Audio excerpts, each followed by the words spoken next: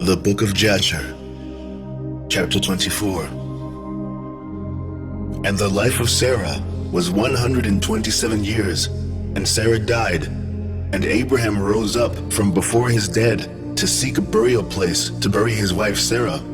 And he went and spoke to the children of Heth, the inhabitants of the land, saying, I am a stranger and a sojourner with you in your land.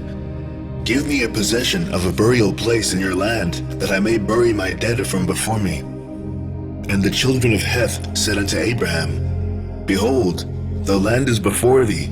In the choice of our sepulchres, bury thy dead, for no man shall withhold thee from burying thy dead. And Abraham said unto them, If you are agreeable to this, go and entreat for me to Ephron, the son of Zochar, requesting that he may give me the cave of Machpelah, which is in the end of his field, and I will purchase it of him for whatever he desire for it. And Ephron dwelt among the children of Heth, and they went and called for him, and he came before Abraham. And Ephron said unto Abraham, Behold, all that thou requirest, thy servant will do. And Abraham said, No, but I will buy the cave and the field which thou hast for value, in order that it may be for possession of a burial place forever. And Ephron answered and said, Behold, the field and the cave are before thee. Give whatever thou desirest. And Abraham said, Only at full value will I buy it from thy hand, and from the hands of those that go in at the gate of thy city, and from the hand of thy seed forever. And Ephron and all his brethren heard this. And Abraham weighed to Ephron 400 shekels of silver in the hands of Ephron, and in the hands of all his brethren.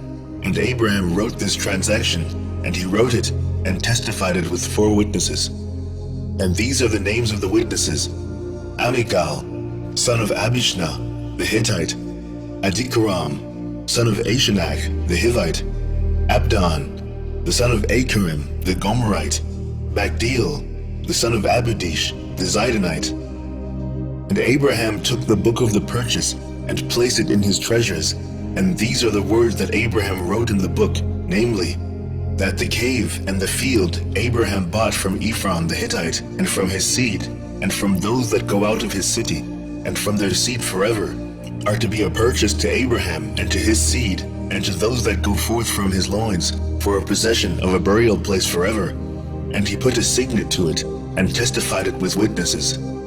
And the field and the cave that was in it, and all that place, were made sure unto Abraham, and unto his seed after him, from the children of Heth. Behold, it is before Mamre in Hebron, which is in the land of Canaan. And after this, Abraham buried his wife Sarah there, and that place and all its boundary became to Abraham, and unto his seed for a possession of a burial place. And Abraham buried Sarah with pomp, as observed at the interment of kings, and she was buried in very fine and beautiful garments. And at her bier was Shem, his sons Eber and Abimelech, together with Anar, Ashcal, and Mamre, and all the grandees of the land followed her bier. And the days of Sarah were 127 years, and she died. And Abraham made a great and heavy mourning, and he performed the rites of mourning for 7 days. And all the inhabitants of the land comforted Abraham and Isaac his son on account of Sarah. And when the days of their mourning passed by, Abraham sent away his son Isaac, and he went to the house of Shem and Eber to learn the ways of the Lord and his instructions.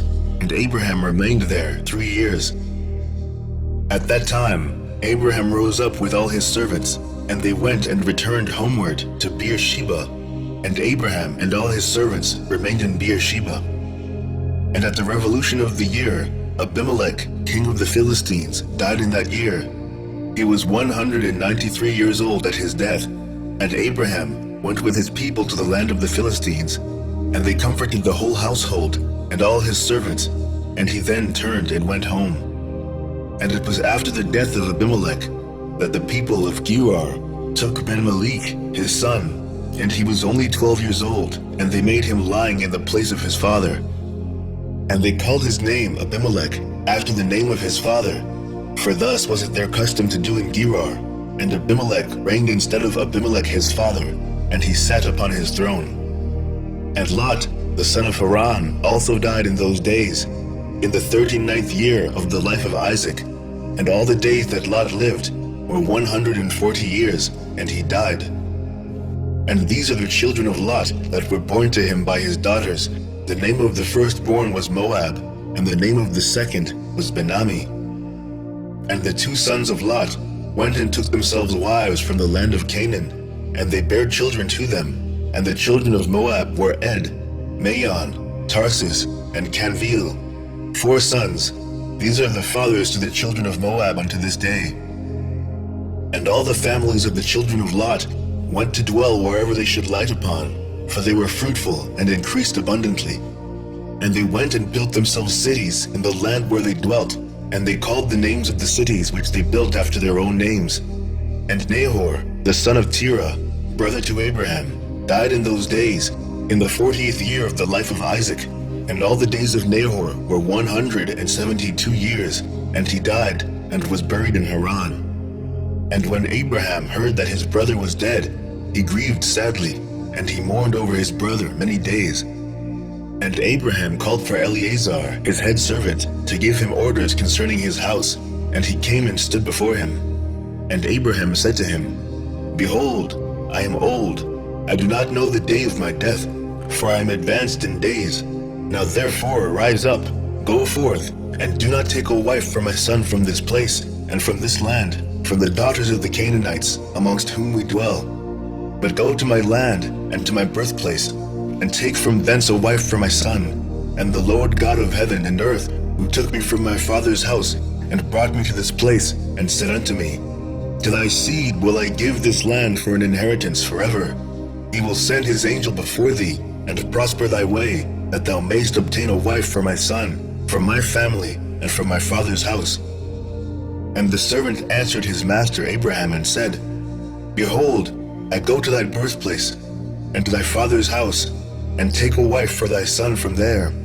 But if the woman be not willing to follow me to this land, shall I take thy son back to the land of thy birthplace? And Abraham said unto him, Take heed that thou bring not my son hither again. For the Lord before whom I have walked, he will send his angel before thee, and prosper thy way. And Eleazar did as Abraham ordered him. And Eleazar swore unto Abraham his master upon this matter. And Eleazar rose up, and took 10 camels of the camels of his master, and 10 men from his master's servants with him. And they rose up, and went to Haran, the city of Abraham, and Nahor, in order to fetch a wife for Isaac, the son of Abraham. And whilst they were gone, Abraham sent to the house of Shem and Eber, and they brought from thence his son Isaac. And Isaac came home to his father's house, to Beersheba, whilst Eleazar and his men came to Haran. And they stopped in the city by the watering place, and he made his camels to kneel down by the water, and they remained there. And Eleazar, Abraham's servant, prayed and said, O God of Abraham my master, send me, I pray thee, good speed this day, and show kindness unto my master, that thou shalt appoint this day a wife for my master's son from his family.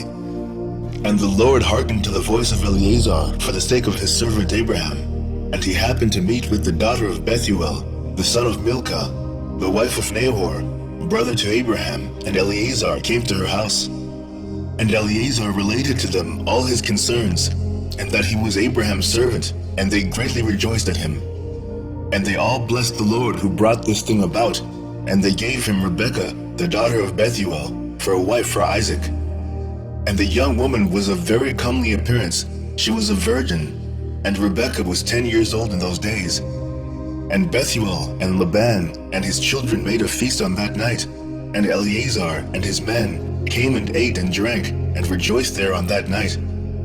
And Eleazar rose up in the morning, he and the men that were with him, and he called to the whole household of Bethuel, saying, Send me away, that I may go to my master. And they rose up, and sent away Rebekah and her nurse Deborah, the daughter of Uz, and they gave her silver and gold, menservants and maidservants, and they blessed her. And they sent Eleazar away with his men. And the servants took Rebekah, and he went and returned to his master to the land of Canaan. And Isaac took Rebekah, and she became his wife, and he brought her into the tent. And Isaac was 40 years old when he took Rebekah, the daughter of his uncle Bethuel, for a wife. Chapter 25. And it was at that time that Abraham again took a wife in his old age, and her name was Keturah, from the land of Canaan. And she bare unto him Zimran, Jokshan, Medan, Midian, Ishbak, and Shuach, being 6 sons. And the children of Zimran were Abihan, Molech, and Narim. And the sons of Jokshan were Sheba and Dedan. And the sons of Medan were Amida, Joab, Gochi, Elisha, and Notak. And the sons of Midian were Ephah, Epher, Canik, Abida, and Eldaah. And the sons of Ishbak were Machiro, Beodua, and Tator. And the sons of Shuach were Bildad, Mamdad, Munan, and Meban. All these are the families of the children of Keturah, the Canaanitish woman, which she bare unto Abraham the Hebrew. And Abraham sent all these away, and he gave them gifts. And they went away from his son Isaac to dwell wherever they should find a place. And all these went to the mountain at the east, and they built themselves 6 cities in which they dwelt unto this day. But the children of Sheba and Dedan, children of Jokshan, with their children, did not dwell with their brethren in their cities, and they journeyed and encamped in the countries and wildernesses unto this day. And the children of Midian, son of Abraham, went to the east of the land of Cush, and they there found a large valley in the eastern country, and they remained there, and built a city, and they dwelt therein. That is the land of Midian unto this day. And Midian dwelt in the city which he built, he and his 5 sons, and all belonging to him. And these are the names of the sons of Midian, according to their names in the cities: Ephah, Epher, Shanak, Abida, and Eldaah. And the sons of Ephah were Methach, Mishar, Avi, and Zanua. And the sons of Epher were Ephron, Zur, Alaran, and Medan. And the sons of Chanak were Ruel, Rechem, Azai, Eliashub, and Elad. And the sons of Abida were Chur, Melud, Cheruri, Molkai. And the sons of Eldaah were Micah, and Reba, and Malchiah, and Gabal. These are the names of the Midianites according to their families. And afterward the families of Midian spread throughout the land of Midian. And these are the generations of Ishmael, the son of Abraham, whom Hagar, Sarah's handmaid, bare unto Abraham. And Ishmael took a wife from the land of Egypt, and her name was Reba, the same as Meribah. And Reba bare unto Ishmael Nebaioth, Kedar, Adbeel, Mibsam, and their sister Bosmath. And Ishmael cast away his wife Reba, and she went from him, and returned to Egypt to the house of her father, and she dwelt there, for she had been very bad in the sight of Ishmael, and in the sight of his father Abraham. And Ishmael afterward took a wife from the land of Canaan, and her name was Malkuth, and she bare unto him Nishma, Duma, Massa, Kedad, Tema, Yetur, Naphish, and Kedma. These are the sons of Ishmael, and these are their names, being 12 princes, according to their nations. And the families of Ishmael afterward spread forth. And Ishmael took his children, and all the property that he had gained, together with the souls of his household, and all belonging to him. And they went to dwell where they should find a place. And they went and dwelt near the wilderness of Paran. And their dwelling was from Havilah unto Shur, that is before Egypt, as thou comest toward Assyria. And Ishmael and his sons dwelt in the land, and they had children born to them, and they were fruitful and increased abundantly. And these are the names of the sons of Nebaioth, the firstborn of Ishmael: Mend, Send, Maon. And the sons of Kedar were Alion, Kizem, Kamad, and Eli. And the sons of Adbeel were Kamad and Jabin. And the sons of Mibsam were Obadiah, Ebedmelech, and Yush. These are the families of the children of Reba, the wife of Ishmael. And the sons of Mishma, the son of Ishmael, were Shammua, Zecharion, and Obed. And the sons of Duma were Kized, Eli, Machmad, and Ahmed. And the sons of Massa were Malon, Mula, and Abidadon. And the sons of Chadad were Azur, Mizar, and Abedmelech. And the sons of Tema were Seir, Sadon, and Yakal. And the sons of Yetur were Merith, Yesh, Alio, and Pashath. And the sons of Nephish were Ebed Tamed, Abiasaph, and Mir. And the sons of Kedma were Caleb, Tactai, and Omir. These were the children of Malkuth, the wife of Ishmael, according to their families.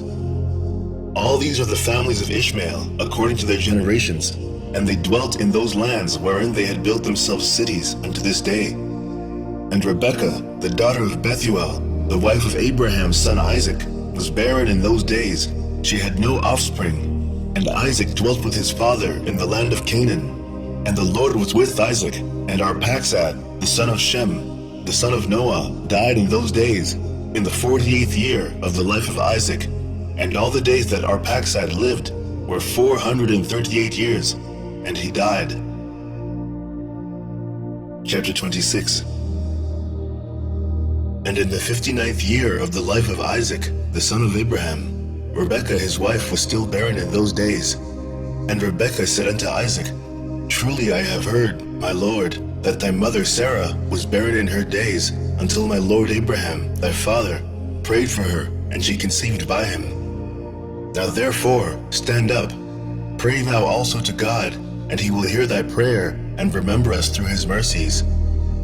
And Isaac answered his wife Rebekah, saying, Abraham has already prayed for me to God to multiply his seed. Now therefore, this barrenness must proceed to us from thee.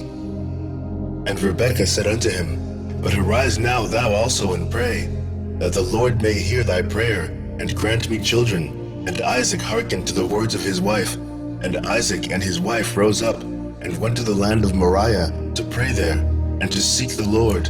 And when they had reached that place, Isaac stood up and prayed to the Lord on account of his wife, because she was barren.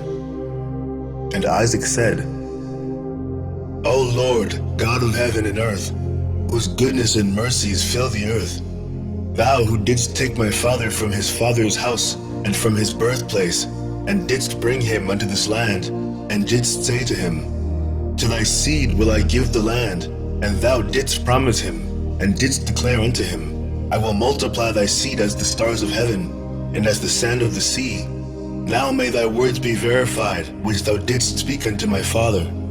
For thou art the Lord our God, our eyes are toward thee, to give us seed of men, as thou didst promise us. For thou art the Lord our God, and our eyes are directed toward thee only. And the Lord heard the prayer of Isaac, the son of Abraham, and the Lord was entreated of him, and Rebekah his wife conceived. And in about 7 months after the children struggled together within her, and it pained her greatly that she was wearied on account of them. And she said to all the women who were then in the land, Did such a thing happen to you, as it has to me? And they said unto her, No. And she said unto them, Why am I alone in this, amongst all the women that were upon earth? And she went to the land of Moriah to seek the Lord on account of this. And she went to Shem and Eber his son, to make inquiries of them in this matter, and that they should seek the Lord in this thing respecting her. And she also asked Abraham to seek and inquire of the Lord about all that had befallen her. And they all inquired of the Lord concerning this matter. And they brought her word from the Lord and told her, 2 children are in thy womb, and 2 nations shall rise from them. And one nation shall be stronger than the other, and the greater shall serve the younger. And when her days to be delivered were completed, she knelt down, and behold, there were twins in her womb, as the Lord had spoken to her.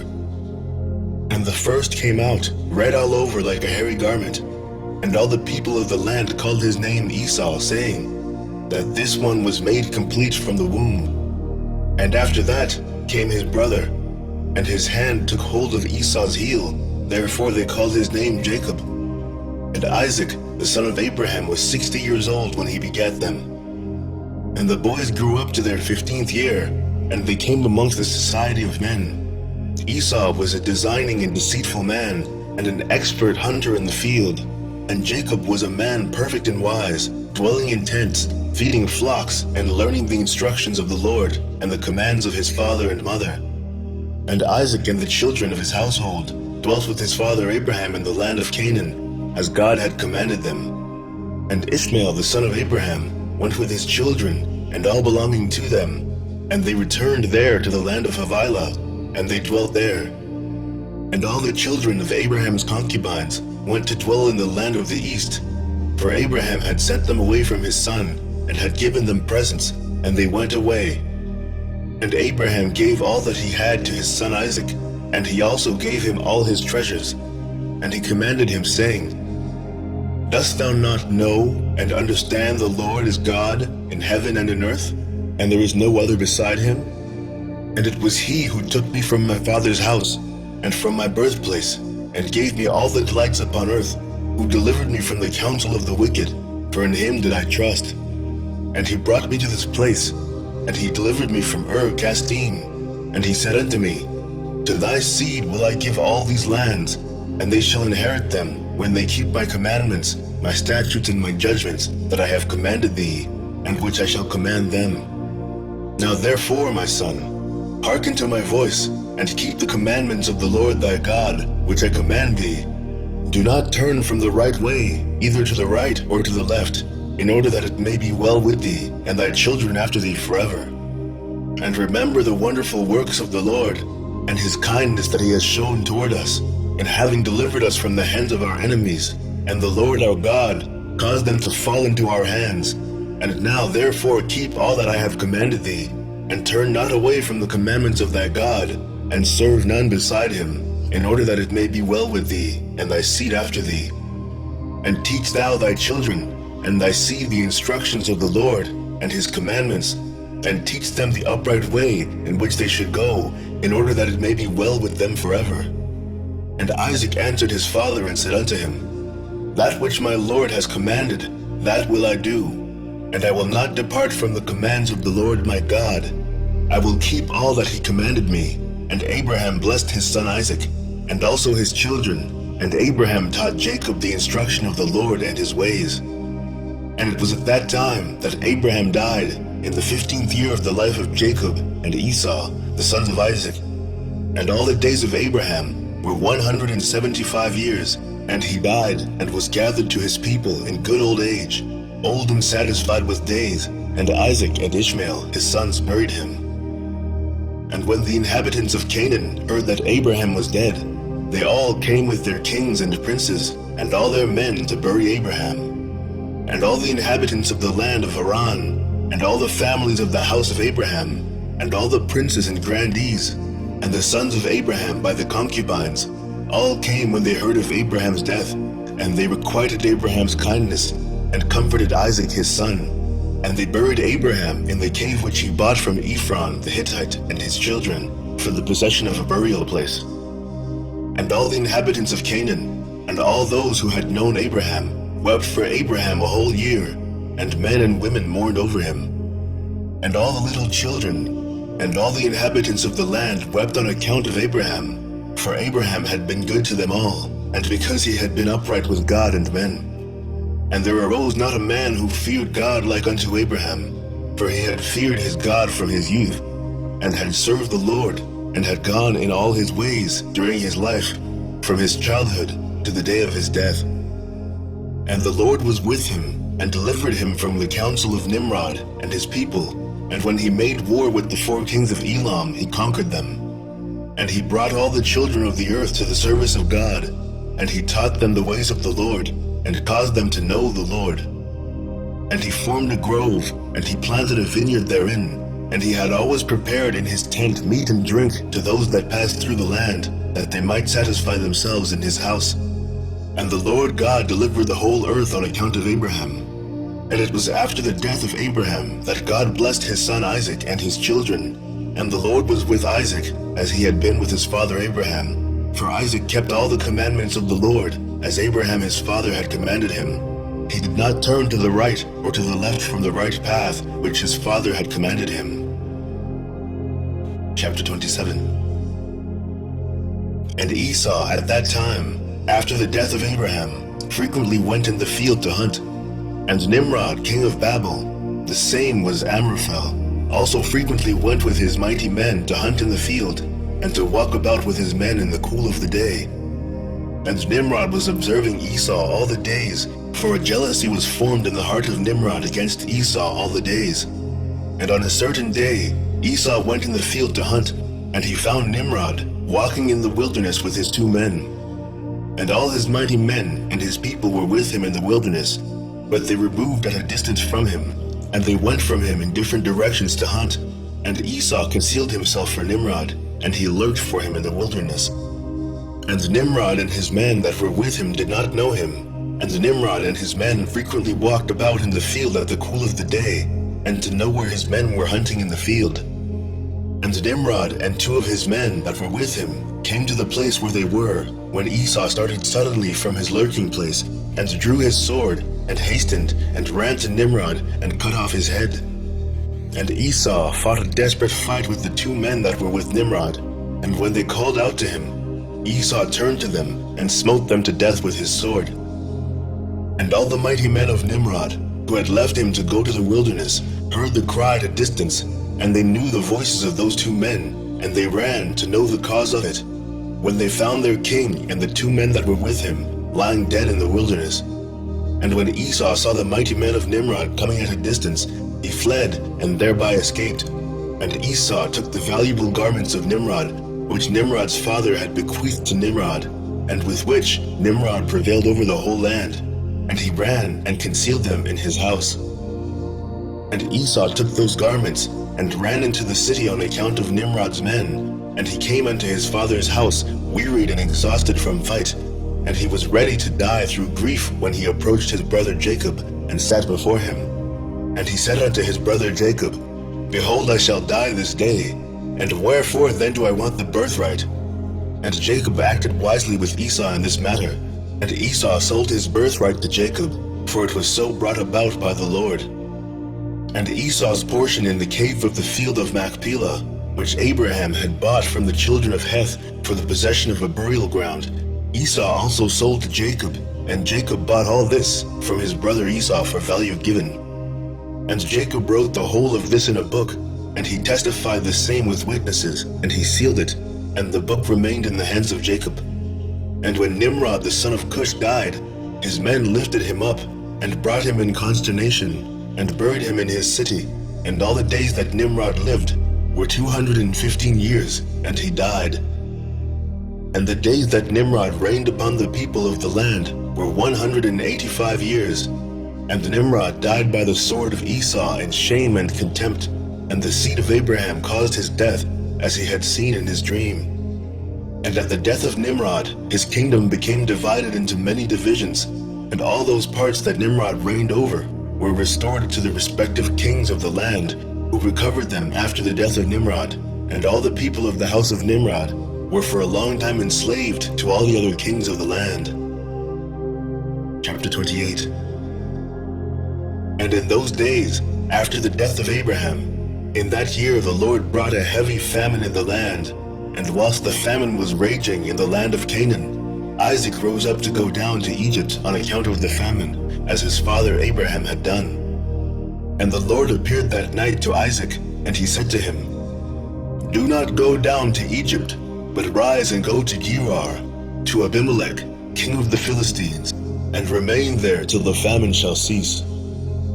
And Isaac rose up and went to Gerar, as the Lord commanded him, and he remained there a full year. And when Isaac came to Gerar, the people of the land saw that Rebekah his wife was of a beautiful appearance. And the people of Gerar asked Isaac concerning his wife, and he said, She is my sister. For he was afraid to say she was his wife, lest the people of the land should slay him on account of her. And the princes of Abimelech went and praised the woman to the king. But he answered them not, neither did he attend to their words. But he heard them say that Isaac declared her to be his sister. So the king reserved this within himself. And when Isaac had remained 3 months in the land, Abimelech looked out at the window, and he saw, and behold, Isaac was sporting with Rebekah his wife. For Isaac dwelt in the outer house belonging to the king, so that the house of Isaac was opposite the house of the king. And the king said unto Isaac, "What is this thou hast done to us in saying of thy wife, She is my sister? How easily might one of the great men of the people have lain with her, and thou wouldst then have brought guilt upon us." And Isaac said to Abimelech, "Because I was afraid lest I die on account of my wife, therefore I said, She is my sister." At that time Abimelech gave orders to all his princes and great men, and they took Isaac and Rebekah his wife, and brought them before the king. And the king commanded that they should dress them in princely garments, and make them ride through the streets of the city, and proclaim before them throughout the land, saying, "This is the man, and this is his wife. Whoever toucheth this man or his wife shall surely die." And Isaac returned with his wife to the king's house, and the Lord was with Isaac, and he continued to wax great, and lacked nothing. And the Lord caused Isaac to find favor in the sight of Abimelech, and in the sight of all his subjects. And Abimelech acted well with Isaac, for Abimelech remembered the oath and the covenant that existed between his father and Abraham. And Abimelech said unto Isaac, "Behold, the whole earth is before thee. Dwell wherever it may seem good in thy sight, until thou shalt return to thy land." And Abimelech gave Isaac fields and vineyards, and the best part of the land of Gerar, to sow and reap and eat the fruits of the ground until the days of the famine should have passed by. And Isaac sowed in that land, and received 100-fold in the same year, and the Lord blessed him. And the man waxed great, and he had possession of flocks and possession of herds, and great store of servants. And when the days of the famine had passed away, the Lord appeared to Isaac and said unto him, "Rise up, go forth from this place, and return to thy land, to the land of Canaan." And Isaac rose up and returned to Hebron, which is in the land of Canaan, he and all belonging to him, as the Lord commanded him. And after this, Shelach, the son of Arphaxad, died in that year, which is in the 18th year of the lives of Jacob and Esau. And all the days that Shelach lived were 433 years, and he died. At that time, Isaac sent his younger son Jacob to the house of Shem and Eber, and he learned the instructions of the Lord. And Jacob remained in the house of Shem and Eber for 32 years, and Esau his brother did not go, for he was not willing to go, and he remained in his father's house in the land of Canaan. And Esau was continually hunting in the fields to bring home what he could get. So did Esau all the days. And Esau was a designing and deceitful man, one who hunted after the hearts of men, and inveigled them. And Esau was a valiant man in the field, and in the course of time went as usual to hunt. And he came as far as the field of Seir, the same as Edom. And he remained in the land of Seir, hunting in the field 1 year and 4 months. And Esau there saw in the land of Seir the daughter of a man of Canaan, and her name was Jehudith, the daughter of Beeri, son of Ephor, from the families of Heth, the son of Canaan. And Esau took her for a wife, and he came unto her. 40 years old was Esau when he took her, and he brought her to Hebron, the land of his father's dwelling place, and he dwelt there. And it came to pass in those days, in the 110th year of the life of Isaac, that is in the 50th year of the life of Jacob, in that year died Shem, the son of Noah. Shem was 600 years old at his death. And when Shem died, Jacob returned to his father to Hebron, which is in the land of Canaan. And in the 56th year of the life of Jacob, people came from Haran, and Rebekah was told concerning her brother Laban, the son of Bethuel. For the wife of Laban was barren in those days, and bare no children, and also all his handmaids bare none to him. And the Lord afterward remembered Adinah, the wife of Laban, and she conceived, and bare twin daughters. And Laban called the names of his daughters, the name of the elder Leah, and the name of the younger Rachel. And those people came and told these things to Rebekah, and Rebekah rejoiced greatly that the Lord had visited her brother, and that he had got children. Chapter 29. And Isaac, the son of Abraham, became old and advanced in days, and his eyes became heavy through age. They were dim and could not see. At that time Isaac called unto Esau his son, saying, Get, I pray thee, thy weapons, thy quiver and thy bow. Rise up and go forth into the field, and get me some venison, and make me savory meat, and bring it to me, that I may eat, in order that I may bless thee before my death, as I have now become old and grey-headed. And Esau did so, and he took his weapon and went forth into the field to hunt for venison as usual, to bring to his father as he had ordered him, so that he might bless him. And Rebekah heard all the words that Isaac had spoken unto Esau, and she hastened and called her son Jacob, saying, Thus did thy father speak unto thy brother Esau, and thus did I hear. Now therefore hasten thou, and make that which I shall tell thee. Rise up and go, I pray thee, to the flock, and fetch me 2 fine kids of the goats, and I will get the savory meat for thy father, and thou shalt bring the savory meat, that he may eat before thy brother shall have come from the chase, in order that thy father may bless thee.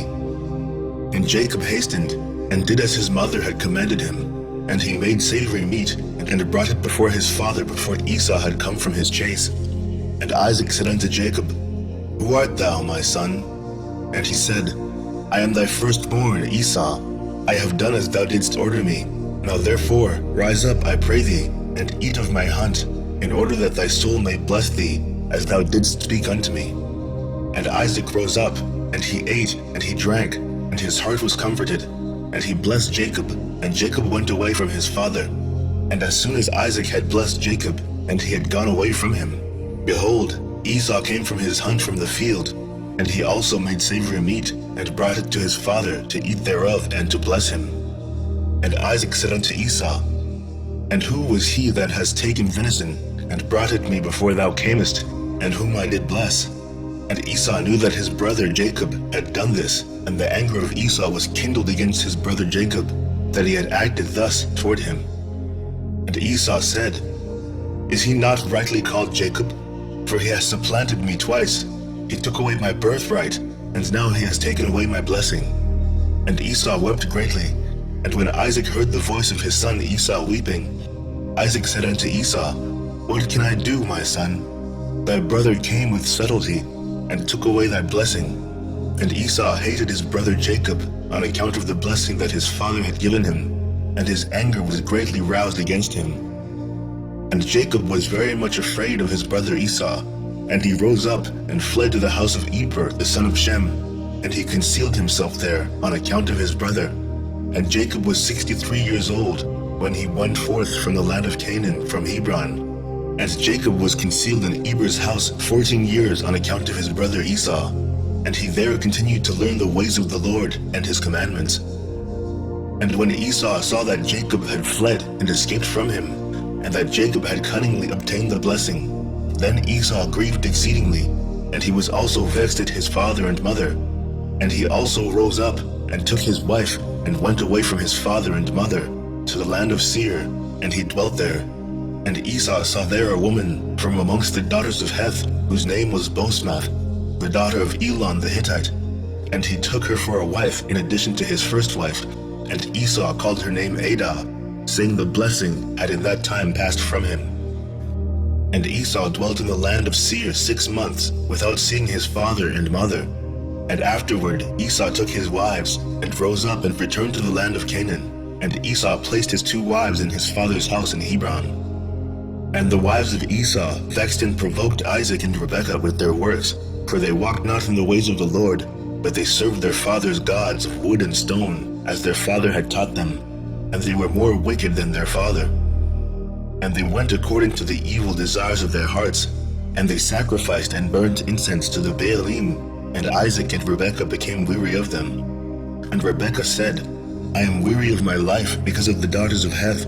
If Jacob take a wife of the daughters of Heth, such as these which are of the daughters of the land, what good then is life unto me? And in those days Adah, the wife of Esau, conceived, and bare him a son. And Esau called the name of the son that was born unto him Eliphaz. And Esau was 65 years old when she bare him. And Ishmael, the son of Abraham, died in those days, in the 64th year of the life of Jacob.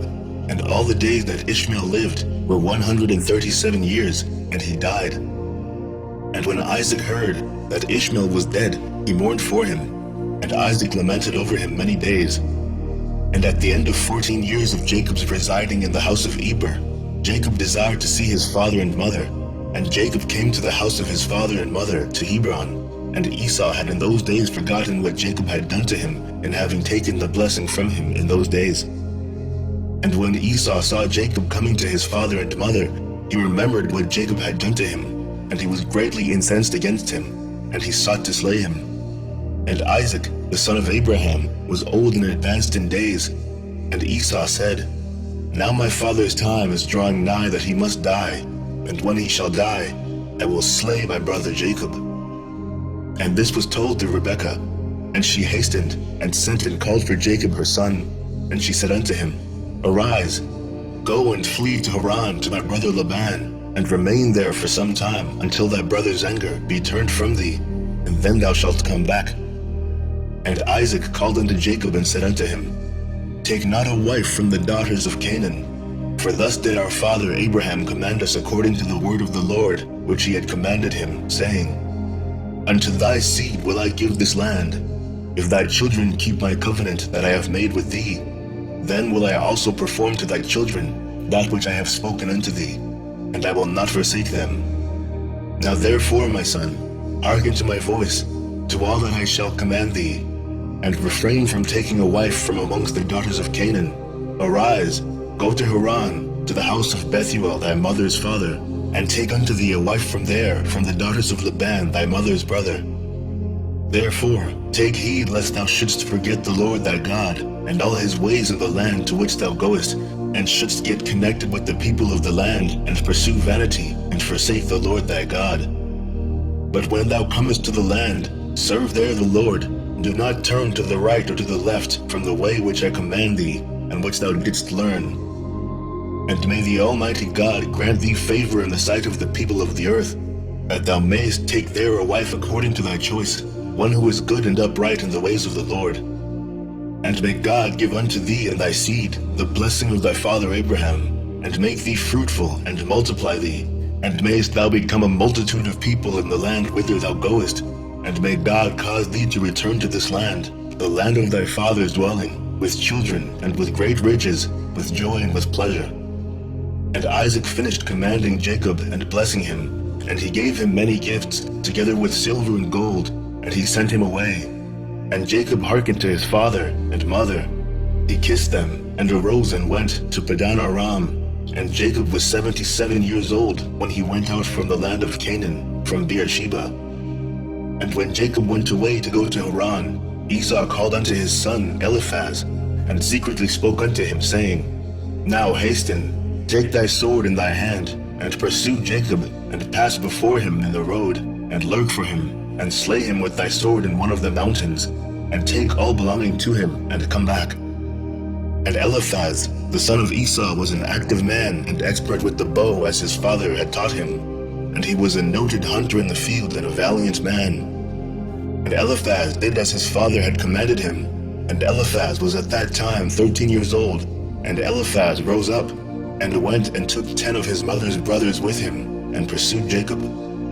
And he closely followed Jacob, and he lurked for him in the border of the land of Canaan, opposite to the city of Shechem. And Jacob saw Eliphaz and his men pursuing him. And Jacob stood still in the place in which he was going, in order to know what this was, for he did not know the thing. And Eliphaz drew his sword, and he went on advancing, he and his men, toward Jacob. And Jacob said unto them, What is to do with you that you have come hither? And what meaneth it that you pursue with your swords? And Eliphaz came near to Jacob, and he answered and said unto him, Thus did my father command me, and now therefore I will not deviate from the orders which my father gave me. And when Jacob saw that Esau had spoken to Eliphaz to employ force, Jacob then approached, and supplicated Eliphaz and his men, saying to him, Behold all that I have, and which my father and mother gave unto me, that take unto thee, and go from me, and do not slay me, and may this thing be accounted unto thee a righteousness. And the Lord caused Jacob to find favor in the sight of Eliphaz the son of Esau, and his men, and they hearkened to the voice of Jacob, and they did not put him to death. And Eliphaz and his men took all belonging to Jacob, together with the silver and gold that he had brought with him from Beersheba. They left him nothing. And Eliphaz and his men went away from him, and they returned to Esau to Beersheba, and they told him all that had occurred to them with Jacob, and they gave him all that they had taken from Jacob. And Esau was indignant at Eliphaz his son, and at his men that were with him, because they had not put Jacob to death. And they answered and said unto Esau, Because Jacob supplicated us in this matter not to slay him, our pity was excited toward him, and we took all belonging to him, and brought it unto thee. And Esau took all the silver and gold which Eliphaz had taken from Jacob, and he put them by in his house. At that time, when Esau saw that Isaac had blessed Jacob, and had commanded him, saying, Thou shalt not take a wife from amongst the daughters of Canaan, and that the daughters of Canaan were bad in the sight of Isaac and Rebekah, then he went to the house of Ishmael his uncle, and in addition to his older wives, he took Machlath, the daughter of Ishmael, the sister of Nebaioth, for a wife. Chapter 30. And Jacob went forth continuing his road to Haran, and he came as far as Mount Moriah, and he tarried there all night near the city of Luz. And the Lord appeared there unto Jacob on that night, and he said unto him, I am the Lord God of Abraham, and the God of Isaac thy father. The land upon which thou liest I will give unto thee and thy seed. And behold, I am with thee, and will keep thee wherever thou goest, and I will multiply thy seed as the stars of heaven, and I will cause all thine enemies to fall before thee. And when they shall make war with thee, they shall not prevail over thee. And I will bring thee again unto this land with joy, with children, and with great riches. And Jacob awoke from his sleep, and he rejoiced greatly at the vision which he had seen, and he called the name of that place Bethel. And Jacob rose up from that place quite rejoiced, and when he walked, his feet felt light to him for joy. And he went from there to the land of the children of the east, and he returned to Haran, and he sat by the shepherd's well. And he there found some men going from Haran to feed their flocks, and Jacob made inquiries of them, and they said, We are from Haran. And he said unto them, Do you know Laban, the son of Nahor? And they said, We know him, and behold, his daughter Rachel is coming along to feed her father's flock. Whilst he was yet speaking with them, Rachel, the daughter of Laban, came to feed her father's sheep, for she was a shepherdess. And when Jacob saw Rachel, the daughter of Laban, his mother's brother, he ran and kissed her, and lifted up his voice and wept. And Jacob told Rachel that he was the son of Rebekah, her father's sister. And Rachel ran and told her father. And Jacob continued to cry, because he had nothing with him to bring to the house of Laban. And when Laban heard that his sister's son Jacob had come, he ran and kissed him, and embraced him, and brought him into the house, and gave him bread, and he ate. And Jacob related to Laban what his brother Esau had done to him, and what his son Eliphaz had done to him in the road. And Jacob resided in Laban's house for 1 month. And Jacob ate and drank in the house of Laban. And afterward Laban said unto Jacob, Tell me what shall be thy wages, for how canst thou serve me for naught? And Laban had no sons but only daughters, and his other wives and handmaids were still barren in those days. And these are the names of Laban's daughters which his wife, Adinah, had borne unto him. The name of the elder was Leah, and the name of the younger was Rachel. And Leah was tender-eyed, but Rachel was beautiful and well-favored, and Jacob loved her. And Jacob said unto Laban, I will serve thee 7 years for Rachel, thy younger daughter. And Laban consented to this, and Jacob served Laban 7 years for his daughter Rachel.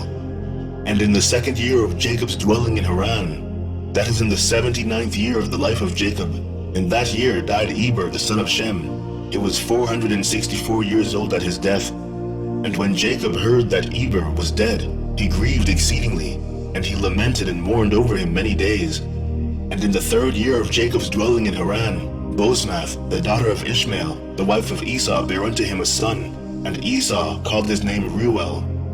And in the 4th year of Jacob's residence in the house of Laban, the Lord visited Laban, and remembered him on account of Jacob, and sons were born unto him. And his firstborn was Beor, his second was Elib, and the third was Chorash.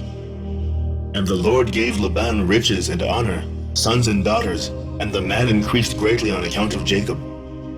And Jacob in those days served Laban in all manner of work, in the house and in the field. And the blessing of the Lord was in all that belonged to Laban in the house and in the field. And in the 5th year died Jehudith, the daughter of Beeri, the wife of Esau, in the land of Canaan, and she had no sons but daughters only. And these are the names of her daughters which she bare to Esau. The name of the elder was Marzith, and the name of the younger was Puith. And when Jehudith died, Esau rose up and went to Seir to hunt in the field as usual, and Esau dwelt in the land of Seir for a long time. And in the 6th year Esau took for a wife, in addition to his other wives, Ahlibamah, the daughter of Zibeon the Hivite, and Esau brought her to the land of Canaan. And Ahlibamah conceived and bare unto Esau 3 sons, Yush, Yaalan, and Korah. And in those days, in the land of Canaan, there was a quarrel between the herdsmen of Esau and the herdsmen of the inhabitants of the land of Canaan. For Esau's cattle and goods were too abundant for him to remain in the land of Canaan, in his father's house, and the land of Canaan could not bear him on account of his cattle. And when Esau saw that his quarreling increased with the inhabitants of the land of Canaan, he rose up and took his wives, and his sons and his daughters, and all belonging to him, and the cattle which he possessed, and all his property that he had acquired in the land of Canaan, and he went away from the inhabitants of the land to the land of Seir, and Esau and all belonging to him dwelt in the land of Seir. But from time to time Esau would go and see his father and mother in the land of Canaan, and Esau intermarried with the Horites, and he gave his daughters to the sons of Seir, the Horite. And he gave his elder daughter Marzith to Anah, the son of Zibeon, his wife's brother, and Puith he gave to Azar, the son of Bilhan, the Horite. And Esau dwelt in the mountain, he and his children, and they were fruitful and multiplied. Chapter 31. And in the 7th year, Jacob's service which he served Laban was completed, and Jacob said unto Laban, Give me my wife, for the days of my service are fulfilled. And Laban did so, and Laban and Jacob assembled all the people of that place, and they made a feast. And in the evening Laban came to the house, and afterward Jacob came there with the people of the feast, and Laban extinguished all the lights that were in the house. And Jacob said unto Laban, Wherefore dost thou do this thing unto us? And Laban answered, Such is our custom to act in this land. And afterward Laban took his daughter Leah, and he brought her to Jacob, and he came to her, and Jacob did not know that she was Leah. And Laban gave his daughter Leah, his maid Zilpah, for a handmaid. And all the people at the feast knew what Laban had done to Jacob, but they did not tell the thing to Jacob. And all the neighbors came that night to Jacob's house, and they ate and drank, and rejoiced, and played before Leah upon timbrels, and with dances, and they responded before Jacob, Eliah, Eliah. And Jacob heard their words, but did not understand their meaning, but he thought such might be their custom in this land. And the neighbors spoke these words before Jacob during the night, and all the lights that were in the house Laban had that night extinguished. And in the morning, when daylight appeared, Jacob turned to his wife, and he saw, and behold, it was Leah that had been lying in his bosom. And Jacob said, Behold, now I know what the neighbors said last night. Leah, they said, and I knew it not. And Jacob called unto Laban, and said unto him, What is this that thou didst unto me? Surely I served thee for Rachel, and why didst thou deceive me, and didst give me Leah? And Laban answered Jacob, saying, Not so is it done in our place, to give the younger before the elder. Now therefore, if thou desirest to take her sister likewise, take her unto thee, for the service which thou wilt serve me for another 7 years. And Jacob did so, and he also took Rachel for a wife, and he served Laban 7 years more. And Jacob also came to Rachel, and he loved Rachel more than Leah. And Laban gave her his maid Bilhah for a handmaid. And when the Lord saw that Leah was hated, the Lord opened her womb, and she conceived and bare Jacob 4 sons in those days. And these are their names, Reuben, Simeon, Levi, and Judah. And she afterward left bearing. And at that time Rachel was barren, and she had no offspring. And Rachel envied her sister Leah. And when Rachel saw that she bare no children to Jacob, she took her handmaid Bilhah, and she bare Jacob 2 sons, Dan and Naphtali. And when Leah saw that she had left bearing, she also took her handmaid Zilpah, and she gave her to Jacob for a wife. And Jacob also came to Zilpah, and she also bare Jacob 2 sons, Gad and Asher. And Leah again conceived, and bare Jacob in those days 2 sons and 1 daughter. And these are their names, Issachar, Zebulun, and their sister Dinah. And Rachel was still barren in those days, and Rachel prayed unto the Lord at that time, and she said, O Lord God, remember me and visit me, I beseech thee. For now my husband will cast me off, for I have borne him no children. Now, O Lord God, hear my supplication before thee, and see my affliction, and give me children like one of the handmaids, that I may no more bear my reproach. And God heard her, and opened her womb, and Rachel conceived and bare a son. And she said, The Lord has taken away my reproach. And she called his name Joseph, saying, May the Lord add to me another son. And Jacob was 91 years old when she bare him. At that time Jacob's mother Rebekah sent her nurse Deborah, the daughter of Uz, and 2 of Isaac's servants unto Jacob. And they came to Jacob to Haran, and they said unto him, Rebekah has sent us to thee, that thou shalt return to thy father's house, to the land of Canaan. And Jacob hearkened unto them in this which his mother had spoken. At that time the other 7 years which Jacob served Laban for Rachel were completed. And it was at the end of 14 years that he had dwelt in Haran, that Jacob said unto Laban, Give me my wives, and send me away, that I may go to my land. For behold, my mother did send unto me from the land of Canaan, that I should return to my father's house. And Laban said unto him, Not so, I pray thee. If I have found favor in thy sight, do not leave me. Appoint me thy wages, and I will give them, and remain with me. And Jacob said unto him, This is what thou shalt give me for wages, that I shall this day pass through all thy flock, and take away from them every lamb that is speckled and spotted, and such as are brown amongst the sheep, and amongst the goats. And if thou wilt do this thing for me, I will return and feed thy flock, and keep them as at first. And Laban did so, and Laban removed from his flock all that Jacob had said, and gave them to him. And Jacob placed all that he had removed from Laban's flock in the hands of his sons, and Jacob was feeding the remainder of Laban's flock. And when the servants of Isaac, which he had sent unto Jacob, saw that Jacob would not return with them to the land of Canaan to his father, then they went away from him, and they returned home to the land of Canaan. And Deborah remained with Jacob in Haran, and she did not return with the servants of Isaac to the land of Canaan. And Deborah remained with Jacob in Haran, and she did not return with the servants of Isaac to the land of Canaan. And Deborah resided with Jacob's wives and children in Haran. And Jacob served Laban 6 years longer, and when the sheep brought forth, Jacob removed from them such as were speckled and spotted, as he had determined with Laban. And Jacob did so at Laban's for 6 years. And the man increased abundantly, and he had cattle, and maidservants, and men servants, camels and asses. And Jacob had 200 drove of cattle, and his cattle were of large size, and of beautiful appearance, and were very productive. And all the families of the sons of men desired to get some of the cattle of Jacob, for they were exceedingly prosperous. And many of the sons of men came to procure some of Jacob's flock, and Jacob gave them a sheep for a manservant, or a maidservant, or for an ass or a camel, or whatever Jacob desired from them they gave him. And Jacob obtained riches and honor and possessions by means of these transactions with the sons of men, and the children of Laban envied him of this honor.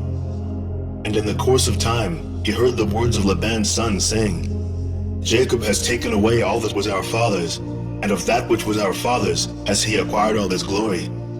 And Jacob beheld the countenance of Laban and of his children, and behold, it was not toward him in those days as it had been before. And the Lord appeared to Jacob at the expiration of the 6 years, and said unto him, Arise, go forth out of this land, and return to the land of thy birthplace, and I will be with thee. And Jacob rose up at that time, and he mounted his children and wives, and all belonging to him upon camels, and he went forth to go to the land of Canaan to his father Isaac. And Laban did not know that Jacob had gone from him, for Laban had been that day sheep shearing. And Rachel stole her father's images, and she took them, and she concealed them upon the camel upon which she sat, and she went on. And this is the manner of the images. And taking a man who is the firstborn, and slaying him, and taking the hair off his head, and taking salt, and salting the head, and anointing it in oil, then taking a small tablet of copper, or a tablet of gold, and writing the name upon it, and placing the tablet under his tongue, and taking the head with the tablet under the tongue, and putting it in the house, and lighting up lights before it, and bowing down to it. And at the time when they bow down to it, it speaketh to them in all matters that they ask of it, through the power of the name which is written in it. And some make them in the figures of men, of gold and silver, and go to them in times known to them. And the figures receive the influence of the stars, and tell them future things. And in this manner were the images which Rachel stole from her father. And Rachel stole these images which were her father's, in order that Laban might not know through them where Jacob had gone. And Laban came home, and he asked concerning Jacob and his household, and he was not to be found. And Laban sought his images to know where Jacob had gone, and could not find them. And he went to some other images, and he inquired of them, and they told him that Jacob had fled from him to his fathers, to the land of Canaan. And Laban then rose up, and he took his brothers and all his servants, and he went forth and pursued Jacob, and he overtook him in Mount Gilead.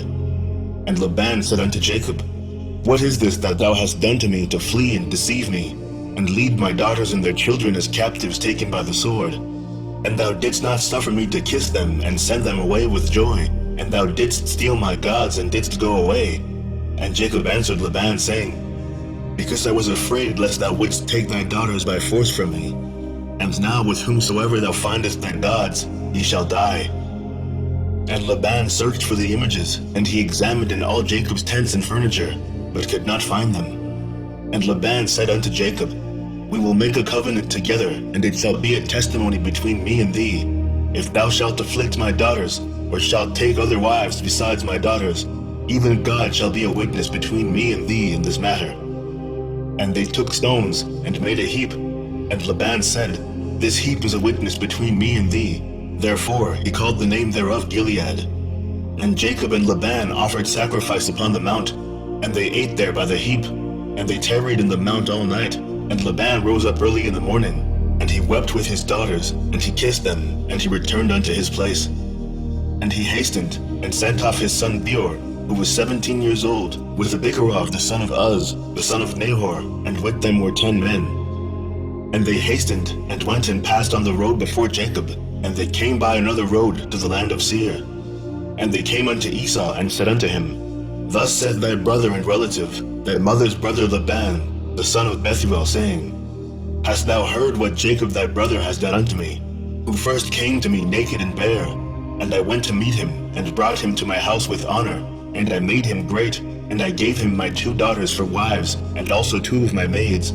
And God blessed him on my account, and he increased abundantly, and had sons, daughters, and maidservants. He has also an immense stock of flocks and herds, camels and asses, also silver and gold in abundance.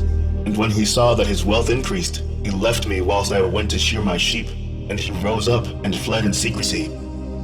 And he lifted his wives and children upon camels, and he led away all his cattle and property which he acquired in my land. And he lifted up his countenance to go to his father Isaac, to the land of Canaan.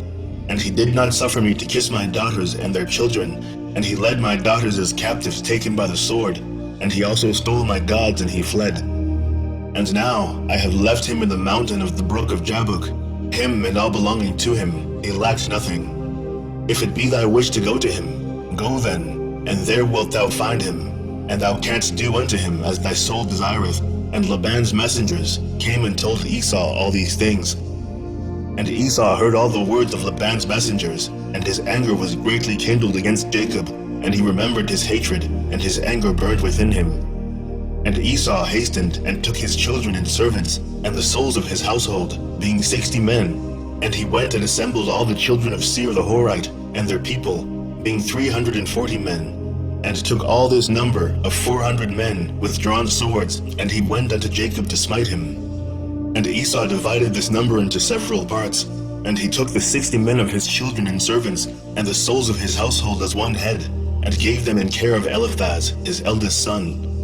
And the remaining heads he gave to the care of the 6 sons of Seir the Horite, and he placed every man over his generations and children. And the whole of his camp went as it was, and Esau went amongst them toward Jacob, and he conducted them with speed. And Laban's messengers departed from Esau, and went to the land of Canaan, and they came to the house of Rebekah, the mother of Jacob and Esau. And they told her, saying, Behold, thy son Esau has gone against his brother Jacob with 400 men, for he heard that he was coming, and he is gone to make war with him, and to smite him, and to take all that he has. And Rebekah hastened and sent 72 men from the servants of Isaac to meet Jacob on the road, for she said, Peradventure, Esau may make war on the road when he meets him. And these messengers went on the road to meet Jacob, And they met him in the road of the brook on the opposite side of the brook Jabbok. And Jacob said when he saw them, "This camp is destined to me from God." And Jacob called the name of that place Machnaim. And Jacob knew all his father's people, and he kissed them and embraced them and came with them. And Jacob asked them concerning his father and mother, and they said, "They were well." And these messengers said unto Jacob, "Rebekah thy mother has sent us to thee, saying, I have heard, my son, that thy brother Esau has gone forth against thee on the road with men from the children of Seir the Horite.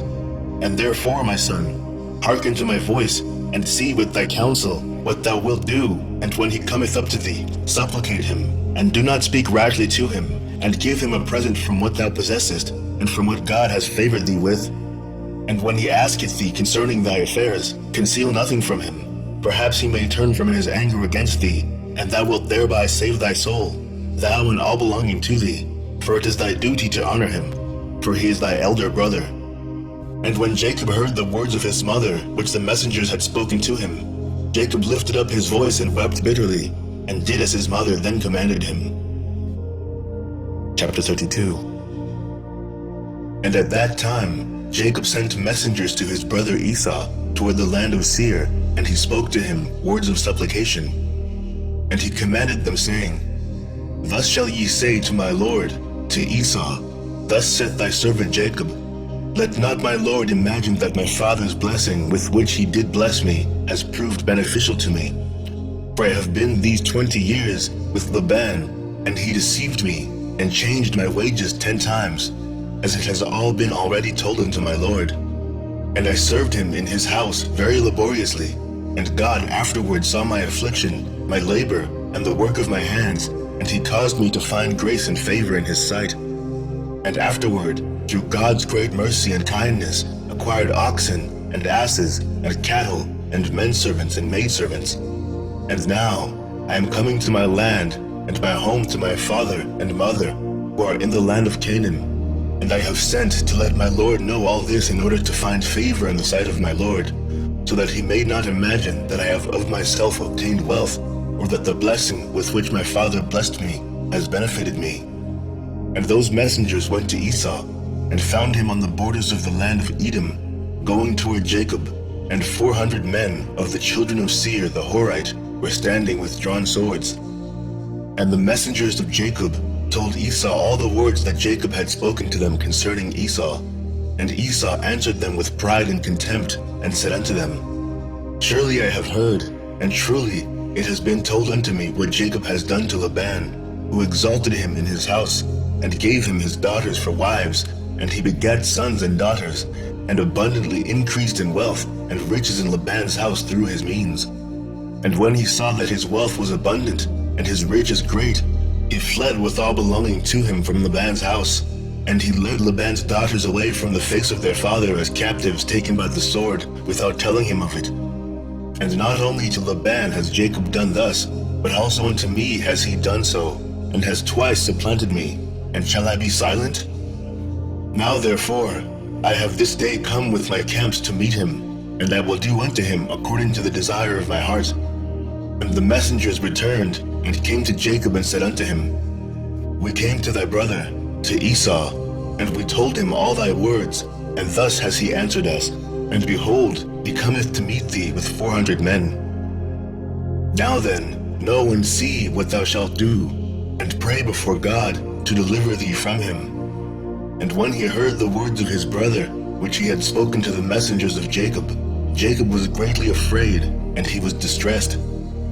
And Jacob prayed to the Lord his God, and he said, "O Lord, God of my fathers, Abraham and Isaac, thou didst say unto me, when I went away from my father's house, saying, I am the Lord, God of thy father Abraham, and the God of Isaac. Unto thee do I give this land, and thy seed after thee, and I will make thy seed as the stars of heaven, and thou shalt spread forth to the four sides of heaven. And in thee, and in thy seed, shall all the families of the earth be blessed. And thou didst establish thy words, and didst give unto me riches and children, and cattle, as the utmost wishes of my heart didst thou give unto thy servant. Thou didst give unto me all that I asked from thee, so that I lacked nothing. And thou didst afterward say unto me, Return to thy parents and to thy birthplace, and I will still do well with thee. And now that I have come, and thou didst deliver me from the ban, I shall fall in the hands of Esau, who will slay me, yea, together with the mothers of my children. Now therefore, O Lord God, deliver me, I pray thee, also from the hands of my brother Esau, for I am greatly afraid of him. And if there is no righteousness in me, do it for the sake of Abraham and my father Isaac. For I know that through kindness and mercy have I acquired this wealth. Now therefore, I beseech thee to deliver me this day with thy kindness, and to answer me. And Jacob ceased praying to the Lord, and he divided the people that were with him with the flocks and cattle into 2 camps, and he gave the half to the care of Damasek, the son of Eleazar, Abraham's servant, for a camp with his children, and the other half he gave to the care of his brother Elias, the son of Eleazar, to be for a camp with his children. And he commanded them, saying, Keep yourselves at a distance with your camps, and do not come too near each other. And if Esau come to one camp and slay it, the other camp at a distance from it will escape him. And Jacob tarried there that night, and during the whole night he gave his servants instructions concerning the forces and his children. And the Lord heard the prayer of Jacob on that day, and the Lord then delivered Jacob from the hands of his brother Esau. And the Lord sent 3 angels of the angels of heaven, and they went before Esau, and came to him. And these angels appeared unto Esau and his people as 2,000 men, riding upon horses, furnished with all sorts of war instruments. And they appeared in the sight of Esau and all his men to be divided into 4 camps, with 4 chiefs to them. And one camp went on, and they found Esau coming with 400 men toward his brother Jacob. And this camp ran toward Esau and his people and terrified them. And Esau fell off the horse in alarm, and all his men separated from him in that place, for they were greatly afraid. And the whole of the camp shouted after them when they fled from Esau. And all the warlike men answered, saying, Surely we are the servants of Jacob, who is the servant of God, and who then can stand against us? And Esau said unto them, O then, my lord and brother Jacob is your lord, whom I have not seen for these 20 years, and now that I have this day come to see him, do you treat me in this manner? And the angels answered him, saying, As the Lord liveth, were not Jacob of whom thou speakest thy brother, we had not left one remaining from thee and thy people, but only on account of Jacob will we do nothing to them. And this camp passed from Esau and his men, and it went away. And Esau and his men had gone from them about a league, when the second camp came toward him, with all sorts of weapons. And they also did unto Esau and his men, as the first camp had done to them. And when they had left it to go on, behold, the third camp came toward him, and they were all terrified. And Esau fell off the horse, and the whole camp cried out and said, Surely we are the servants of Jacob, who is the servant of God, and who can stand against us? And Esau again answered them, saying, O then, Jacob my lord, and your lord is my brother. And for 20 years I have not seen his countenance, and hearing this day that he was coming, I went this day to meet him. And do you treat me in this manner? And they answered him, and said unto him, As the Lord liveth, were not Jacob thy brother, as thou didst say, we had not left a remnant from thee, and thy men, but on account of Jacob, of whom thou speakest being thy brother, we will not meddle with thee or thy men. And the third camp also passed from them, and he still continued his road with his men toward Jacob, when the fourth camp came toward him, and they also did unto him and his men as the others had done. And when Esau beheld the evil which the 4 angels had done to him and to his men, he became greatly afraid of his brother Jacob, and he went to meet him in peace.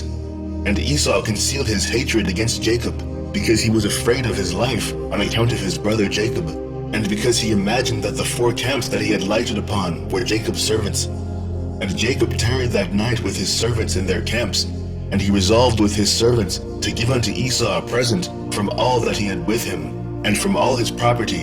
And Jacob rose up in the morning, he and his men, and they chose from amongst the cattle a present for Esau. And this is the amount of the present which Jacob chose from his flock to give unto his brother Esau. And he selected 240 head from the flocks, and he selected from the camels and asses 30 each, and of the herds he chose 50 kine. And he put them all in 10 droves, and he placed each sort by itself, and he delivered them into the hands of 10 of his servants, each drove by itself. And he commanded them, and said unto them, Keep yourselves at a distance from each other, and put a space between the droves. And when Esau and those who are with him shall meet you, and ask you, saying, Whose are you, and whither do you go, and to whom belongeth all this before you? You shall say unto them, We are the servants of Jacob, and we come to meet Esau in peace. And behold, Jacob cometh behind us. And that which is before us is a present sent from Jacob to his brother Esau. And if they shall say unto you, Why doth he delay behind you from coming to meet his brother, and to see his face? Then you shall say unto them, Surely he cometh joyfully behind us to meet his brother, for he said, I will appease him with the present that goeth to him. And after this I will see his face, peradventure he will accept of me. So the whole present passed on in the hands of his servants, and went before him on that day. And he lodged that night with his camps by the border of the brook of Jabbok.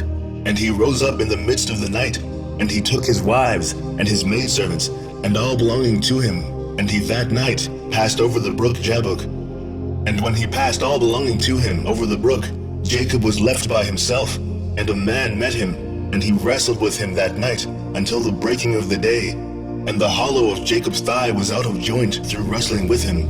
And at the break of day, the man left Jacob there, and he blessed him and went away. And Jacob passed the brook at the break of day, and he halted upon his thigh.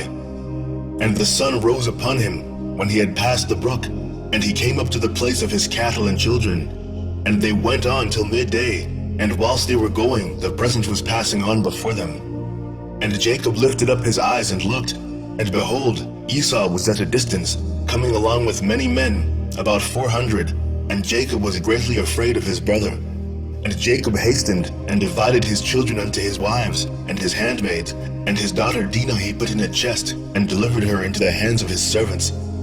And he passed before his children and wives to meet his brother, and he bowed down to the ground. Yea, he bowed down 7 times until he approached his brother.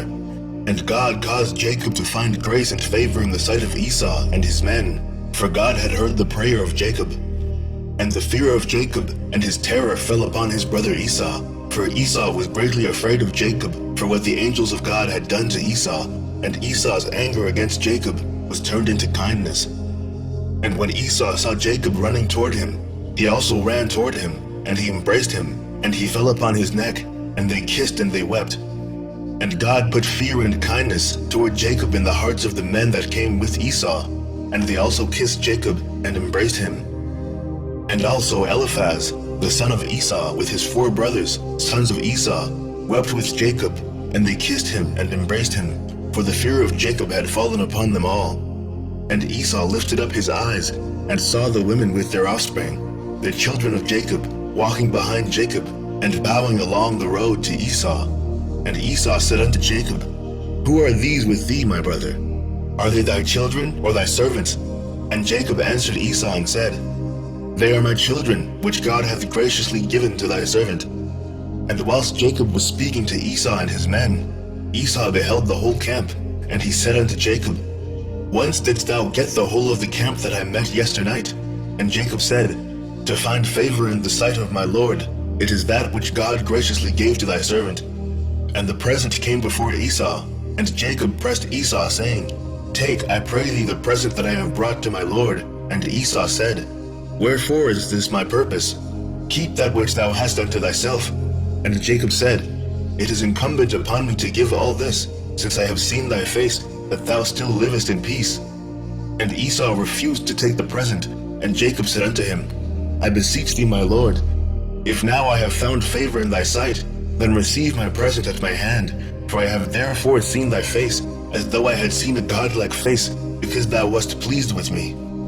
And Esau took the present, and Jacob also gave unto Esau silver and gold, and bdellium, for he pressed him so much that he took them. And Esau divided the cattle that were in the camp, and he gave the half to the men who had come with him, for they had come on hire, and the other half he delivered unto the hands of his children. And the silver and gold and bdellium he gave in the hands of Eliphaz his eldest son. And Esau said unto Jacob, Let us remain with thee, and we will go slowly along with thee until thou comest to my place with me, that we may dwell there together. And Jacob answered his brother and said, I would do as my Lord speaketh unto me, but my Lord knoweth that the children are tender, and the flocks and herds with their young who are with me. But go slowly, for if they went swiftly, they would all die, for thou knowest their burdens and their fatigue. Therefore, let my Lord pass on before his servant, and I will go on slowly for the sake of the children and the flock, until I come to my Lord's place to Seir. And Esau said unto Jacob, I will place with thee some of the people that are with me, to take care of thee in the road, and to bear thy fatigue and burden. And he said, What needeth it, my Lord, if I may find grace in thy sight? Behold, I will come unto thee to Seir, to dwell there together, as thou hast spoken. Go thou then with thy people, for I will follow thee. And Jacob said this to Esau, in order to remove Esau and his men from him, so that Jacob might afterward go to his father's house to the land of Canaan. And Esau hearkened to the voice of Jacob, and Esau returned with the 400 men that were with him, on their road to Seir. And Jacob, and all belonging to him, went that day as far as the extremity of the land of Canaan in its borders, and he remained there some time. Chapter 33. And in some time after Jacob went away from the borders of the land, and he came to the land of Shalem, that is the city of Shechem, which is in the land of Canaan, and he rested in front of the city. And he bought a parcel of the field which was there from the children of Hamor, the people of the land, for 5 shekels. And Jacob there built himself a house, and he pitched his tent there, and he made booths for his cattle. Therefore he called the name of that place Succoth. And Jacob remained in Succoth 1 year and 6 months. At that time, some of the women of the inhabitants of the land went to the city of Shechem to dance and rejoice with the daughters of the people of the city.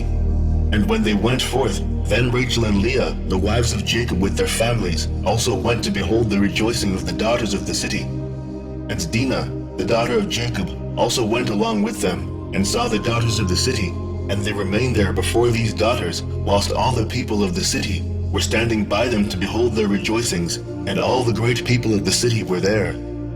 And Shechem, the son of Hamor, the prince of the land, was also standing there to see them. And Shechem beheld Dinah, the daughter of Jacob, sitting with her mother before the daughters of the city. And the damsel pleased him greatly. And he there asked his friends and his people, saying, Whose daughter is that sitting amongst the women, whom I do not know in this city? And they said unto him, Surely this is the daughter of Jacob, the son of Isaac, the Hebrew, who has dwelt in this city for some time. And when it was reported that the daughters of the land were going forth to rejoice, she went with her mother and maidservants to sit amongst them, as thou seest. And Shechem beheld Dinah, the daughter of Jacob, and when he looked at her, his soul became fixed upon Dinah. And he sent and had her taken by force. And Dinah came to the house of Shechem, and he seized her forcibly, and lay with her and humbled her. And he loved her exceedingly, and placed her in his house. And they came and told the thing unto Jacob. And when Jacob heard that Shechem had defiled his daughter Dinah, Jacob sent 12 of his servants to fetch Dinah from the house of Shechem. And they went and came to the house of Shechem to take away Dinah from there. And when they came, Shechem went out to them with his men, and drove them from his house, and he would not suffer them to come before Dinah. But Shechem was sitting with Dinah, kissing and embracing her before their eyes. And the servants of Jacob came back and told him, saying, When we came, he and his men drove us away. And thus did Shechem do unto Dinah before our eyes. And Jacob knew moreover that Shechem had defiled his daughter, but he said nothing, and his sons were feeding his cattle in the field. And Jacob remained silent till their return. And before his sons came home, Jacob sent 2 maidens from his servants' daughters to take care of Dinah in the house of Shechem, and to remain with her. And Shechem sent 3 of his friends to his father Hamor, the son of Kedechim, the son of Pered, saying, Get me this damsel for a wife. And Hamor, the son of Kedechim the Hivite, came to the house of Shechem, his son, and he sat before him. And Hamor said unto his son, Shechem, is there then no woman amongst the daughters of thy people, that thou wilt take an Hebrew woman who is not of thy people? And Shechem said to him, Her only must thou get for me, for she is delightful in my sight. And Hamor did according to the word of his son, for he was greatly beloved by him. And Hamor went forth to Jacob to commune with him concerning this matter. And when he had gone from the house of his son Shechem, before he came to Jacob to speak unto him, behold, the sons of Jacob had come from the field, as soon as they heard the thing that Shechem the son of Hamor had done. And the men were very much grieved concerning their sister, and they all came home fired with anger before the time of gathering in their cattle. And they came and sat before their father, and they spoke unto him kindled with wrath, saying, Surely death is due to this man and to his household, because the Lord God of the whole earth commanded Noah and his children that man shall never rob, nor commit adultery. Now behold, Shechem has both ravaged and committed fornication with our sister, and not one of all the people of the city spoke a word to him. Surely thou knowest and understandest that the judgment of death is due to Shechem and to his father, and to the whole city on account of the thing which he has done. And whilst they were speaking before their father in this matter, behold, Hamor the father of Shechem came to speak to Jacob the words of his son concerning Dinah, and he sat before Jacob and before his sons. And Hamor spoke unto them, saying, The soul of my son Shechem longeth for your daughter. I pray you, give her unto him for a wife, and intermarry with us. Give us your daughters, and we will give you our daughters, and you shall dwell with us in our land, and we will be as one people in the land. For our land is very extensive, so dwell ye, and trade therein, and get possessions in it, and do therein as you desire, and no one shall prevent you by saying a word to you. And Hamor ceased speaking unto Jacob and his sons, and behold, Shechem his son had come after him, and he sat before them. And Shechem spoke before Jacob and his sons, saying, May I find favor in your sight, that you will give me your daughter, and whatever you say unto me, that will I do for her. Ask me for abundance of dowry and gift, and I will give it. And whatever you shall say unto me, that will I do. And whoever he be that will rebel against your orders, he shall die. Only give me the damsel for a wife. And Simeon and Levi answered Hamor and Shechem his son deceitfully, saying, All you have spoken unto us we will do for you. And behold, our sister is in your house, but keep away from her until we send to our father Isaac concerning this matter, for we can do nothing without his consent. For he knoweth the ways of our father Abraham, and whatever he saith unto us, we will tell you, we will conceal nothing from you. And Simeon and Levi spoke this unto Shechem and his father in order to find a pretext, and to seek counsel, what was to be done to Shechem and to his city in this matter. And when Shechem and his father heard the words of Simeon and Levi, it seemed good in their sight, and Shechem and his father came forth to go home. And when they had gone, the sons of Jacob said unto their father, saying, Behold, we know that death is due to these wicked ones and to their city, because they transgressed that which God had commanded unto Noah and his children and his seed after them. And also because Shechem did this thing to our sister Dinah in defiling her, for such vileness shall never be done amongst us. Now therefore, know and see what you will do, and seek counsel and pretext what is to be done to them, in order to kill all the inhabitants of this city. And Simeon said to them, Here is a proper advice for you. Tell them to circumcise every male amongst them, as we are circumcised. And if they do not wish to do this, we shall take our daughter from them and go away. And if they consent to do this, and will do it, then when they are sunk down with pain, we will attack them with our swords, as upon one who is quiet and peaceable, and we will slay every male person amongst them. And Simeon's advice pleased them, and Simeon and Levi resolved to do unto them, as it was proposed. And on the next morning, Shechem and Hamor his father came again unto Jacob and his sons, to speak concerning Dinah, and to hear what answer the sons of Jacob would give to their words. And the sons of Jacob spoke deceitfully to them, saying, We told our father Isaac all your words, and your words pleased him. But he spoke unto us, saying, Thus did Abraham and his father command him from God, the Lord of the whole earth, that any man who is not of his descendants, that should wish to take one of his daughters, shall cause every male belonging to him to be circumcised, as we are circumcised, and then we may give him our daughter for a wife. Now we have made known to you all our ways that our father spoke unto us, for we cannot do this of which you spoke unto us, to give our daughter to an uncircumcised man, for it is a disgrace to us. But herein we will consent to you, to give you our daughter, and we will also take unto ourselves your daughters, and will dwell amongst you, and be one people as you have spoken, if you will hearken to us, and consent to be like us, to circumcise every male belonging to you, as we are circumcised.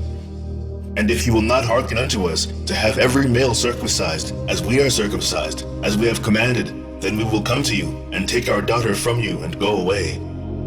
And Shechem and his father Hamor heard the words of the sons of Jacob, and the thing pleased them exceedingly. And Shechem and his father Hamor hastened to do the wishes of the sons of Jacob, for Shechem was very fond of Dinah, and his soul was riveted to her. And Shechem and his father Hamor hastened to the gate of the city, and they assembled all the men of their city, and spoke unto them the words of the sons of Jacob, saying, "We came to these men, the sons of Jacob, and we spoke unto them concerning their daughter, and these men will consent to do according to our wishes, and behold, our land is of great extent for them, and they will dwell in it, and trade in it, and we shall be one people. We will take their daughters, and our daughters we will give unto them for wives.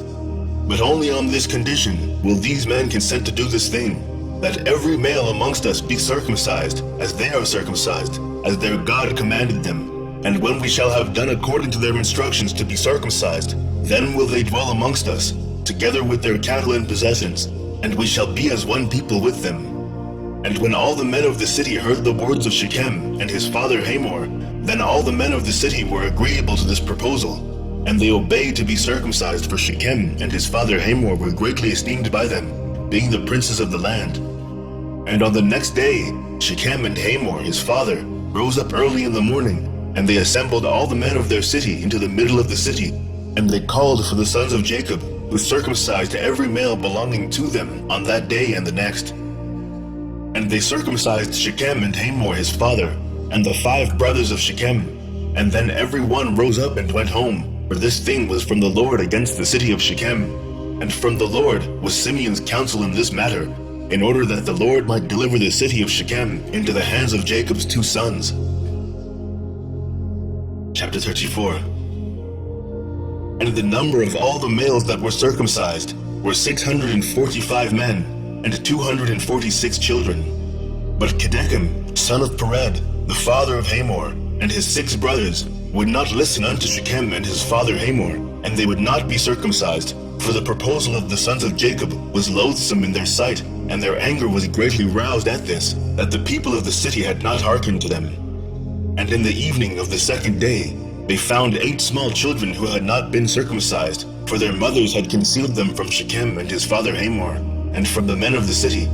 And Shechem and his father Hamor sent to have them brought before them to be circumcised, when Kedechem and his 6 brothers sprang at them with their swords, and sought to slay them.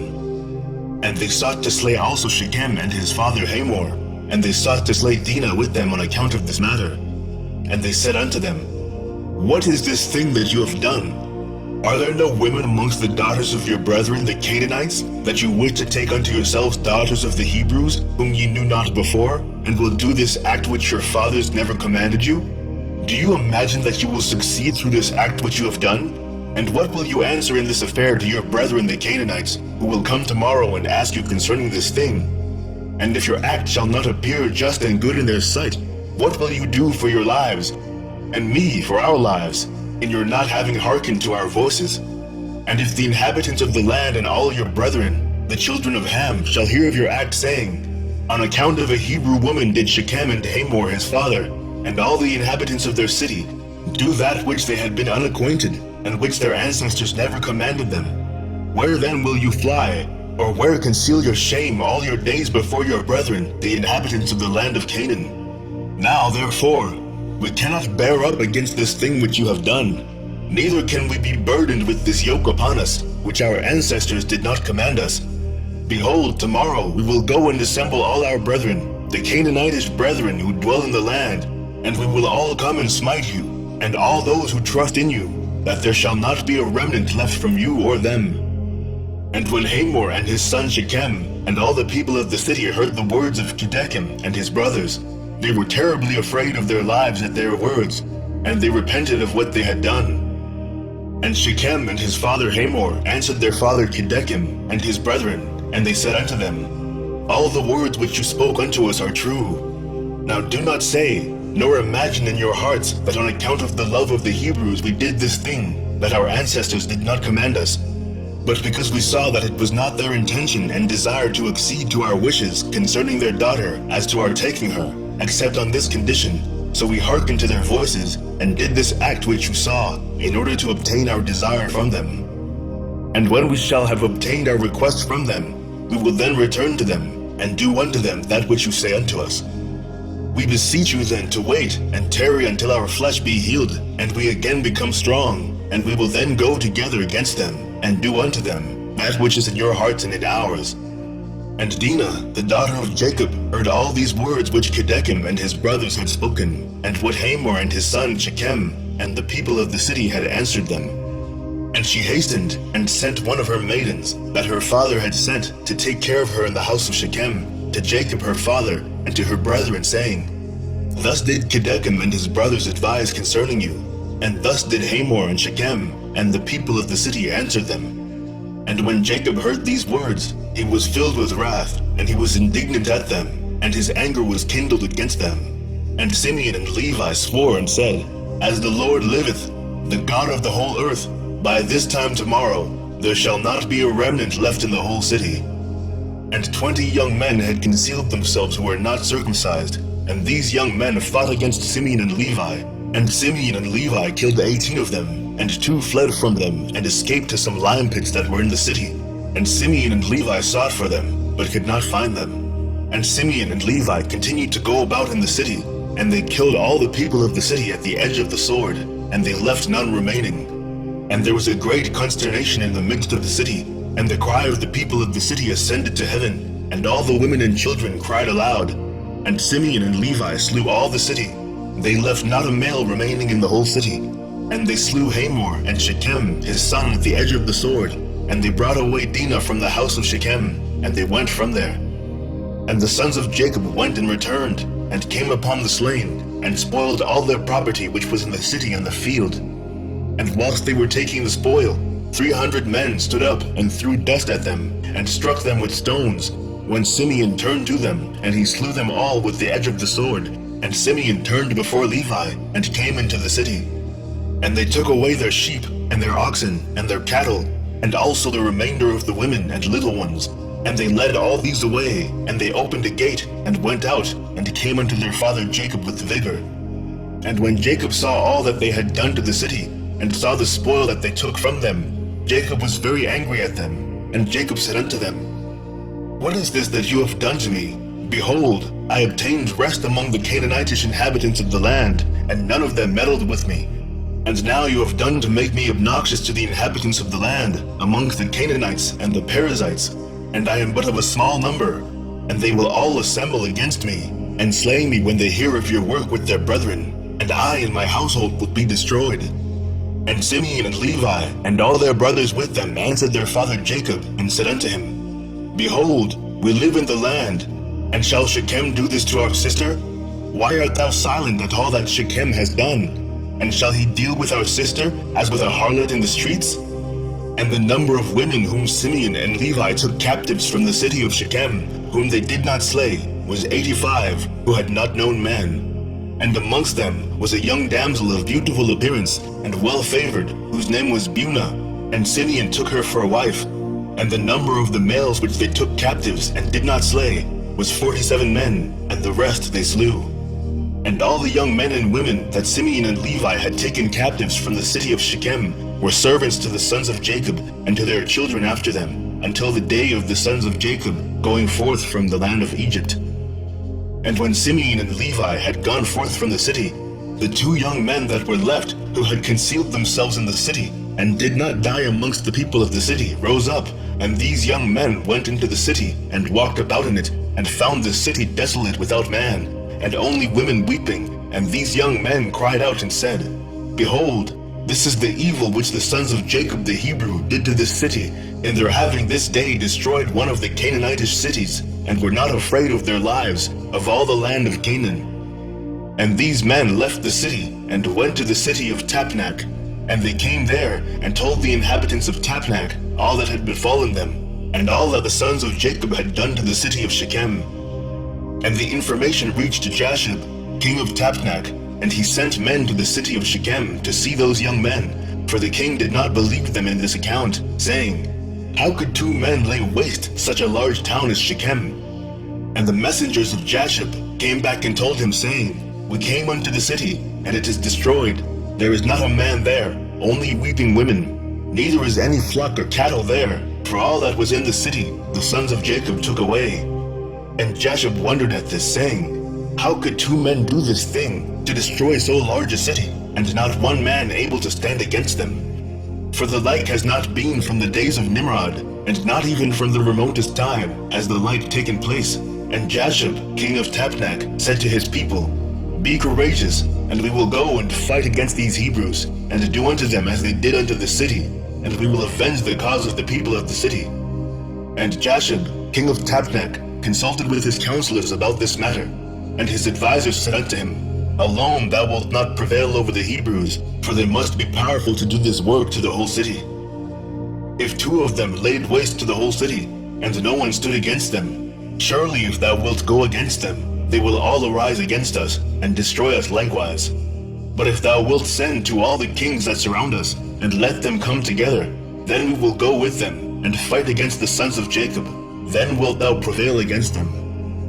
And Jasher heard the words of his counselors, and their words pleased him and his people, and he did so. And Jasher, king of Tapnach, sent to all the kings of the Amorites that surrounded Shechem and Tapnach, saying, Go up with me and assist me, and we will smite Jacob the Hebrew and all his sons, and destroy them from the earth, for thus did he do to the city of Shechem, and do you not know of it? And all the kings of the Amorites heard the evil that the sons of Jacob had done to the city of Shechem, and they were greatly astonished at them. And the 7 kings of the Amorites assembled with all their armies, about 10,000 men with drawn swords, and they came to fight against the sons of Jacob.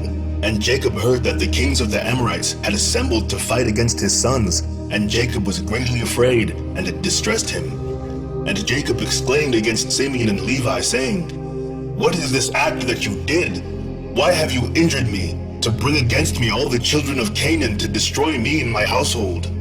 For I was at rest, even I and my household, and you have done this thing to me and provoked the inhabitants of the land against me by your proceedings. And Judah answered his father, saying, Was it for naught my brothers Simeon and Levi killed all the inhabitants of Shechem? Surely it was because Shechem had humbled our sister, and transgressed the command of our God to Noah and his children. For Shechem took our sister away by force, and committed adultery with her. And Shechem did all this evil, and not one of the inhabitants of his city interfered with him to say, Why wilt thou do this? Surely for this my brothers went and smote the city, and the Lord delivered it into their hands, because its inhabitants had transgressed the commands of our God. Is it then for naught that they have done all this? And now why art thou afraid or distressed? And why art thou displeased at my brothers? And why is thine anger kindled against them? Surely our God, who delivered into their hand the city of Shechem and its people, he will also deliver into our hands all the Canaanitish kings who are coming against us, and we will do unto them as my brothers did unto Shechem. Now be tranquil about them, and cast away thy fears, but trust in the Lord our God, and pray unto him to assist us, and deliver our enemies into our hands. And Judah called to one of his father's servants, Go now, and see where those kings who are coming against us are situated with their armies. And the servant went and looked far off, and went up opposite Mount Sion, and saw all the camps of the kings standing in the fields. And he returned to Judah and said, Behold, the kings are situated in the field with all their camps, a people exceedingly numerous, like unto the sand upon the seashore. And Judah said unto Simeon and Levi, and to all his brothers, Strengthen yourselves, and be sons of valor, for the Lord our God is with us. Do not fear them. Stand forth each man, girt with his weapons of war, his bow and his sword, and we will go and fight against these uncircumcised men. The Lord is our God, he will save us. And they rose up, and each girt on his weapons of war, great and small, 11 sons of Jacob, and all the servants of Jacob with them. And all the servants of Isaac, who were with Isaac in Hebron, all came to them equipped in all sorts of war instruments. And the sons of Jacob and their servants, being 112 men, went towards these kings, and Jacob also went with them. And the sons of Jacob sent unto their father Isaac, the son of Abraham, to Hebron, the same is Kiriath Arba, saying, Pray, we beseech thee, for us, unto the Lord our God, to protect us from the hands of the Canaanites, who are coming against us, and to deliver them into our hands. And Isaac, the son of Abraham, prayed unto the Lord for his sons, and he said, O Lord God, thou didst promise my father, saying, I will multiply thy seed as the stars of heaven, and thou didst also promise me, and establish thou thy word, now that the kings of Canaan are coming together to make war with my children, because they committed no violence. Now therefore, O Lord God, God of the whole earth, pervert, I pray thee, the counsel of these kings, that they may not fight against my sons, and impress the hearts of these kings and their people with the terror of my sons, and bring down their pride, and that they may turn away from my sons. And with thy strong hand and outstretched arm, deliver my sons and their servants from them, for power and might are in thy hands to do all this. And the sons of Jacob and their servants went toward these kings, and they trusted in the Lord their God. And whilst they were going, Jacob their father also prayed unto the Lord and said, O Lord God, powerful and exalted God, who has reigned from the days of old, from thence till now and forever. Thou art he who stirreth up wars, and causeth them to cease. In thy hand are power and might, to exalt and to bring down. O may my prayer be acceptable before thee, that thou mayest turn to me with thy mercies, to impress the hearts of these kings and their people with the terror of my sons, and terrify them in their camps, and with thy great kindness deliver all those that trust in thee. For it is thou who canst bring people under us, and reduce nations under our power. Chapter 35. And all the kings of the Amorites came and took their stand in the field to consult with their counselors what was to be done with the sons of Jacob, for they were still afraid of them, saying, Behold, 2 of them slew the whole of the city of Shechem. And the Lord heard the prayers of Isaac and Jacob, and he filled the hearts of all these kings' advisors with great fear and terror, that they unanimously exclaimed, Are you silly this day? Or is there no understanding in you, that you will fight with the Hebrews? And why will you take a delight in your own destruction this day? Behold, 2 of them came to the city of Shechem without fear or terror, and they killed all the inhabitants of the city, that no man stood up against them. And how will you be able to fight with them all? Surely you know that their God is exceedingly fond of them, and has done mighty things for them, such as have not been done from days of old. And amongst all the gods of the nations, there is none can do like unto his mighty deeds. Surely he delivered their father Abraham, the Hebrew, from the hand of Nimrod, and from the hand of all his people who had many times sought to slay him. He delivered him also from the fire in which King Nimrod had cast him, and his God delivered him from it. And who else can do the like? Surely it was Abraham who slew the 5 kings of Elam, when they had touched his brother's son, who in those days dwelt in Sodom, and took his servant that was faithful in his house, and a few of his men. And they pursued the kings of Elam in one night and killed them, and restored to his brother's son all his property which they had taken from him. And surely you know the God of these Hebrews is much delighted with them, and they are also delighted with him, for they know that he delivered them from all their enemies. And behold, through his love toward his God, Abraham took his only and precious son, and intended to bring him up as a burnt offering to his God. And had it not been for God who prevented him from doing this, he would then have done it through his love to his God. And God saw all his works, and swore unto him, and promised him that he would deliver his sons and all his seed from every trouble that would befall them, because he had done this thing, and through his love to his God stifled his compassion for his child. And have you not heard what their God did to Pharaoh king of Egypt, and to Abimelech king of Gerar, through taking Abraham's wife, who said of her, She is my sister, lest they might slay him on account of her, and think of taking her for a wife? And God did unto them and their people all that you heard of. And behold, we ourselves saw with our eyes that Esau, the brother of Jacob, came to him with 400 men, with the intention of slaying him, for he called to mind that he had taken away from him his father's blessing. And he went to meet him when he came from Syria, to smite the mother with the children. And who delivered him from his hands but his God whom he trusted? He delivered him from the hand of his brother, and also from the hands of his enemies, and surely he again will protect them. Who does not know that it was their God who inspired them with strength to do the town of Shechem the evil which you heard of? Could it then be with their own strength that 2 men could destroy such a large city as Shechem, had it not been for their God in whom they trusted? He said and did unto them all this to slay the inhabitants of the city in their city. And And can you then prevail over them who have come forth together from your city to fight with the whole of them, even if 1,000 times as many more should come to your assistance? Surely you know and understand that you do not come to fight with them, but you come to war with their God who made choice of them, and you have therefore all come this day to be destroyed. Now therefore, refrain from this evil which you are endeavoring to bring upon yourselves, and it will be better for you not to go to battle with them, although they are but few in numbers, because their God is with them. And when the kings of the Amorites heard all the words of their advisers, their hearts were filled with terror, and they were afraid of the sons of Jacob, and would not fight against them. And they inclined their ears to the words of their advisers, and they listened to all their words, and the words of the counselors greatly pleased the kings, and they did so. And the kings turned and refrained from the sons of Jacob, for they durst not approach them to make war with them, for they were greatly afraid of them, and their hearts melted within them from their fear of them. For this proceeded from the Lord to them, for he heard the prayers of his servants Isaac and Jacob, for they trusted in him. And all these kings returned with their camps on that day, each to his own city, and they did not at that time fight with the sons of Jacob. And the sons of Jacob kept their station that day till evening opposite Mount Sihon. And seeing that these kings did not come to fight against them, the sons of Jacob returned home. Chapter 36.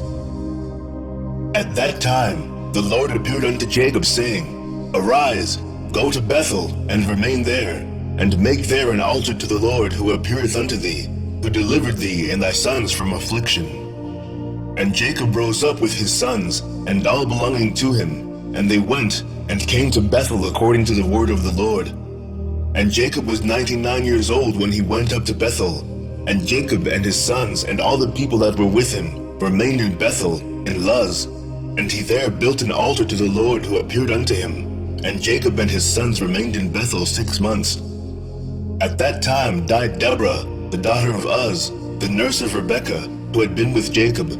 And Jacob buried her beneath Bethel, under an oak that was there. And Rebekah, the daughter of Bethuel, the mother of Jacob, also died at that time in Hebron, the same as Kiriath Arba. And she was buried in the cave of Machpelah, which Abraham had bought from the children of Heth. And the life of Rebekah was 133 years, and she died. And when Jacob heard that his mother Rebekah was dead, he wept bitterly for his mother, and made a great mourning for her, and for Deborah her nurse beneath the oak. And he called the name of that place Allon Bakuth. And Laban the Syrian died in those days, for God smote him, because he transgressed the covenant that existed between him and Jacob. And Jacob was 100 years old when the Lord appeared unto him, and blessed him, and called his name Israel.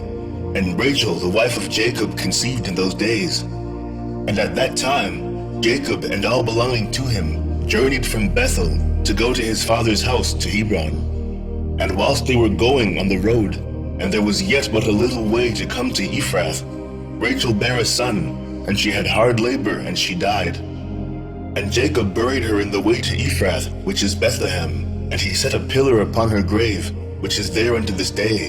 And the days of Rachel were 45 years, and she died. And Jacob called the name of his son that was born to him, which Rachel bare unto him, Benjamin, for he was born to him in the land on the right hand.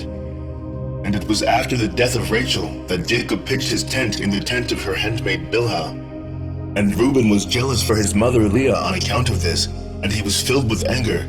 And he rose up in anger and went and entered the tent of Bilhah, and he thence removed his father's bed.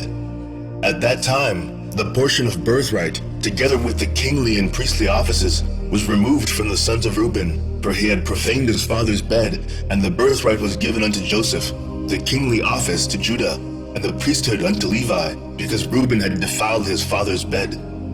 And these are the generations of Jacob, who were born to him in Padan Aram. The sons of Jacob were 12. The sons of Leah were Reuben, the firstborn, and Simeon, Levi, Judah, Issachar, Zebulun, and their sister Dinah. And the sons of Rachel were Joseph and Benjamin. The sons of Zilpah, Leah's handmaid, were Gad and Asher. And the sons of Bilhah, Rachel's handmaid, were Dan and Naphtali. These are the sons of Jacob, which were born to him in Padan Aram. And Jacob and his sons, and all belonging to him, journeyed and came to Mamre, which is Kiriath Arba, that is in Hebron, where Abraham and Isaac sojourned. And Jacob with his sons, and all belonging to him, dwelt with his father in Hebron. And his brother Esau and his sons, and all belonging to him, went to the land of Seir, and dwelt there, and had possessions in the land of Seir. And the children of Esau were fruitful and multiplied exceedingly in the land of Seir. And these are the generations of Esau that were born to him in the land of Canaan. And the sons of Esau were 5. And Adah bare to Esau his firstborn, Eliphaz. And she also bare to him Ruel. And Ahlibamah bare to him Jush, Ya'alam, and Korah. These are the children of Esau who were born to him in the land of Canaan. And the sons of Eliphaz, the son of Esau, were Teman, Omar, Zepho, Gatam, Kenaz, and Amalek. And the sons of Ruel were Nakath, Zerach, Shammah, and Mizah. And the sons of Jush were Timnah, Alva, Jeheth. And the sons of Ya'alam were Allah, Phinor, and Kenaz. And the sons of Korah were Teman, Mibzar, Magdiel, and Eram. These are the families of the sons of Esau, according to their dukedoms in the land of Seir. And these are the names of the sons of Seir the Horite, inhabitants of the land of Seir: Lotan, Shobal, Zibeon, Anah, Dishon, Ezer, and Dishon, being 7 sons. And the children of Lotan were Hori, Haman, and their sister Timnah. That is Timnah, who came to Jacob and his sons, and they would not give ear to her. And she went and became a concubine to Eliphaz, the son of Esau, and she bare to him Amalek. And the sons of Shobal were Alvan, Manahath, Ebal, Shepho, and Onam. And the sons of Zibeon were Ajah and Anah. That was that Anah who found the Yemim in the wilderness when he fed the asses of Zibeon his father. And whilst he was feeding his father's asses, he led them to the wilderness at different times to feed them. And there was a day that he brought them to one of the deserts on the seashore, opposite the wilderness of the people. And whilst he was feeding them, behold, a very heavy storm came from the other side of the sea, and rested upon the asses that were feeding there, and they all stood still. And afterward, about 120 great and terrible animals came out from the wilderness at the other side of the sea, and they all came to the place where the asses were, and they placed themselves there. And those animals, from their middle downward, were in the shape of the children of men, and from their middle upward, some had the likeness of bears, and some had the likeness of the Kephas, with tails behind them from between their shoulders, reaching down to the earth, like the tails of the Dukephath. And these animals came and mounted and rode upon these asses, and led them away, and they went away unto this day. And one of these animals approached Anah, and smote him with his tail, and then fled from that place. And when he saw this work, he was exceedingly afraid of his life, and he fled and escaped to the city. And he related to his sons and brothers all that had happened to him. And many men went to seek the asses, but could not find them. And Anah and his brothers went no more to that place from that day following, for they were greatly afraid of their lives. And the children of Anah, the son of Seir, were Dishon, and his sister Ahlibamah. And the sons of Dishon were Hemdan, Eshban, Ithran, and Kiran. And the sons of Ezer were Bilhan, Zeavan, Akan. And the children of Dishon were Uz and Aran. These are the families of the children of Seir the Horite, according to their dukedoms in the land of Seir.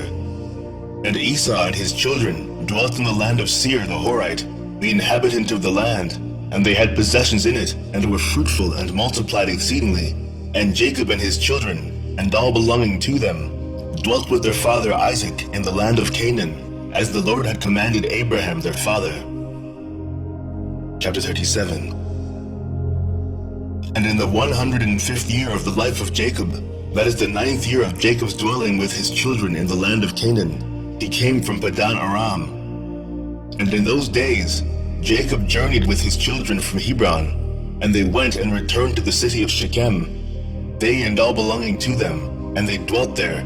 For the children of Jacob obtained good and fat pasture land for their cattle in the city of Shechem. The city of Shechem having then been rebuilt, and there were in it about 300 men and women. And Jacob and his children, and all belonging to him, dwelt in the part of the field which Jacob had bought from Hamor, the father of Shechem, when he came from Padan Aram, before Simeon and Levi had smitten the city. And all those kings of the Canaanites and Amorites that surrounded the city of Shechem heard that the sons of Jacob had again come to Shechem and dwelt there. And they said, Shall the sons of Jacob, the Hebrew, again come to the city and dwell therein, after that they have smitten its inhabitants and driven them out? Shall they now return, and also drive out those who are dwelling in the city, or slay them? And all the kings of Canaan again assembled, and they came together to make war with Jacob and his sons.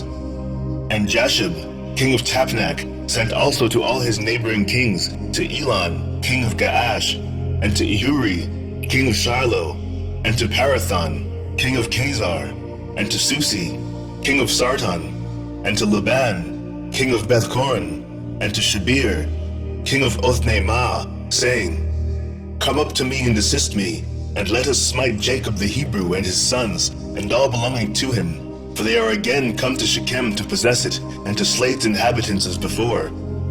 And all these kings assembled together, and came with all their camps, a people exceedingly plentiful like the sand upon the seashore, and they were all opposite to Tapnach. And Jasher, king of Tapnach, went forth to them with all his army, and he encamped with them opposite to Tapnach without the city. And all these kings they divided into 7 divisions, being 7 camps against the sons of Jacob. And they sent a declaration to Jacob and his son, saying, Come you all forth to us, that we may have an interview together in the plain, and revenge the cause of the men of Shechem, whom you slew in their city. And you will now again return to the city of Shechem, and dwell therein, and slay its inhabitants as before. And the sons of Jacob heard this, and their anger was kindled exceedingly at the words of the kings of Canaan. And 10 of the sons of Jacob hastened and rose up, and each of them girt on his weapons of war, and there were 102 of their servants with them, equipped in battle array. And all these men, the sons of Jacob, with their servants, went toward these kings, and Jacob their father was with them, and they all stood upon the heap of Shechem. And Jacob prayed to the Lord for his sons, and he spread forth his hands to the Lord, and he said, O God, thou art an almighty God, thou art our Father, thou didst form us, and we are the works of thine hands.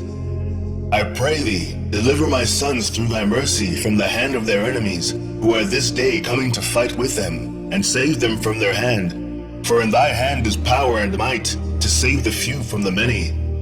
And give unto my sons thy servants strength of heart, and might to fight with their enemies, to subdue them, and make their enemies fall before them. And let not my sons and their servants die through the hands of the children of Canaan. But if it seemeth good in thine eyes to take away the lives of my sons and their servants, take them in thy great mercy through the hands of thy ministers, that they may not perish this day by the hands of the kings of the Amorites. And when Jacob ceased praying to the Lord, the earth shook from its place, and the sun darkened, and all these kings were terrified, and a great consternation seized them.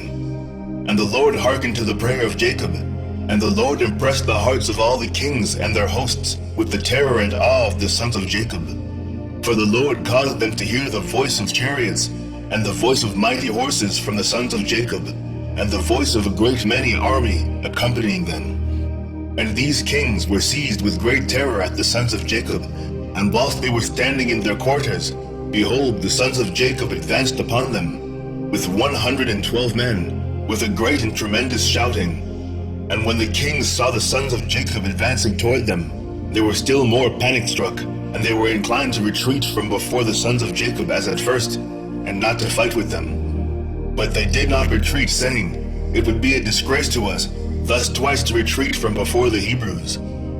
And the sons of Jacob came near, and advanced against all these kings and their armies, and they saw, and behold, it was a very mighty people, numerous as the sand of the sea. And the sons of Jacob called unto the Lord and said, Help us, O Lord, help us, and answer us, for we trust in thee, and let us not die by the hands of these uncircumcised men, who this day have come against us. And the sons of Jacob girt on their weapons of war, and they took in their hands each man his shield and his javelin, and they approached to battle. And Judah, the son of Jacob, ran first before his brethren, and 10 of his servants with him, and he went toward these kings. And Jasher, king of Tapnach, also came forth first with his army before Judah. And Judah saw Jasher and his army coming toward him. And Judah's wrath was kindled, and his anger burned within him, and he approached to battle, in which Judah ventured his life. And Jasher and all his army were advancing toward Judah, and he was riding upon a very strong and powerful horse. And Jasher was a very valiant man, and covered with iron and brass from head to foot. And whilst he was upon the horse, he shot arrows with both hands from before and behind, as was his manner in all his battles, and he never missed the place to which he aimed his arrows.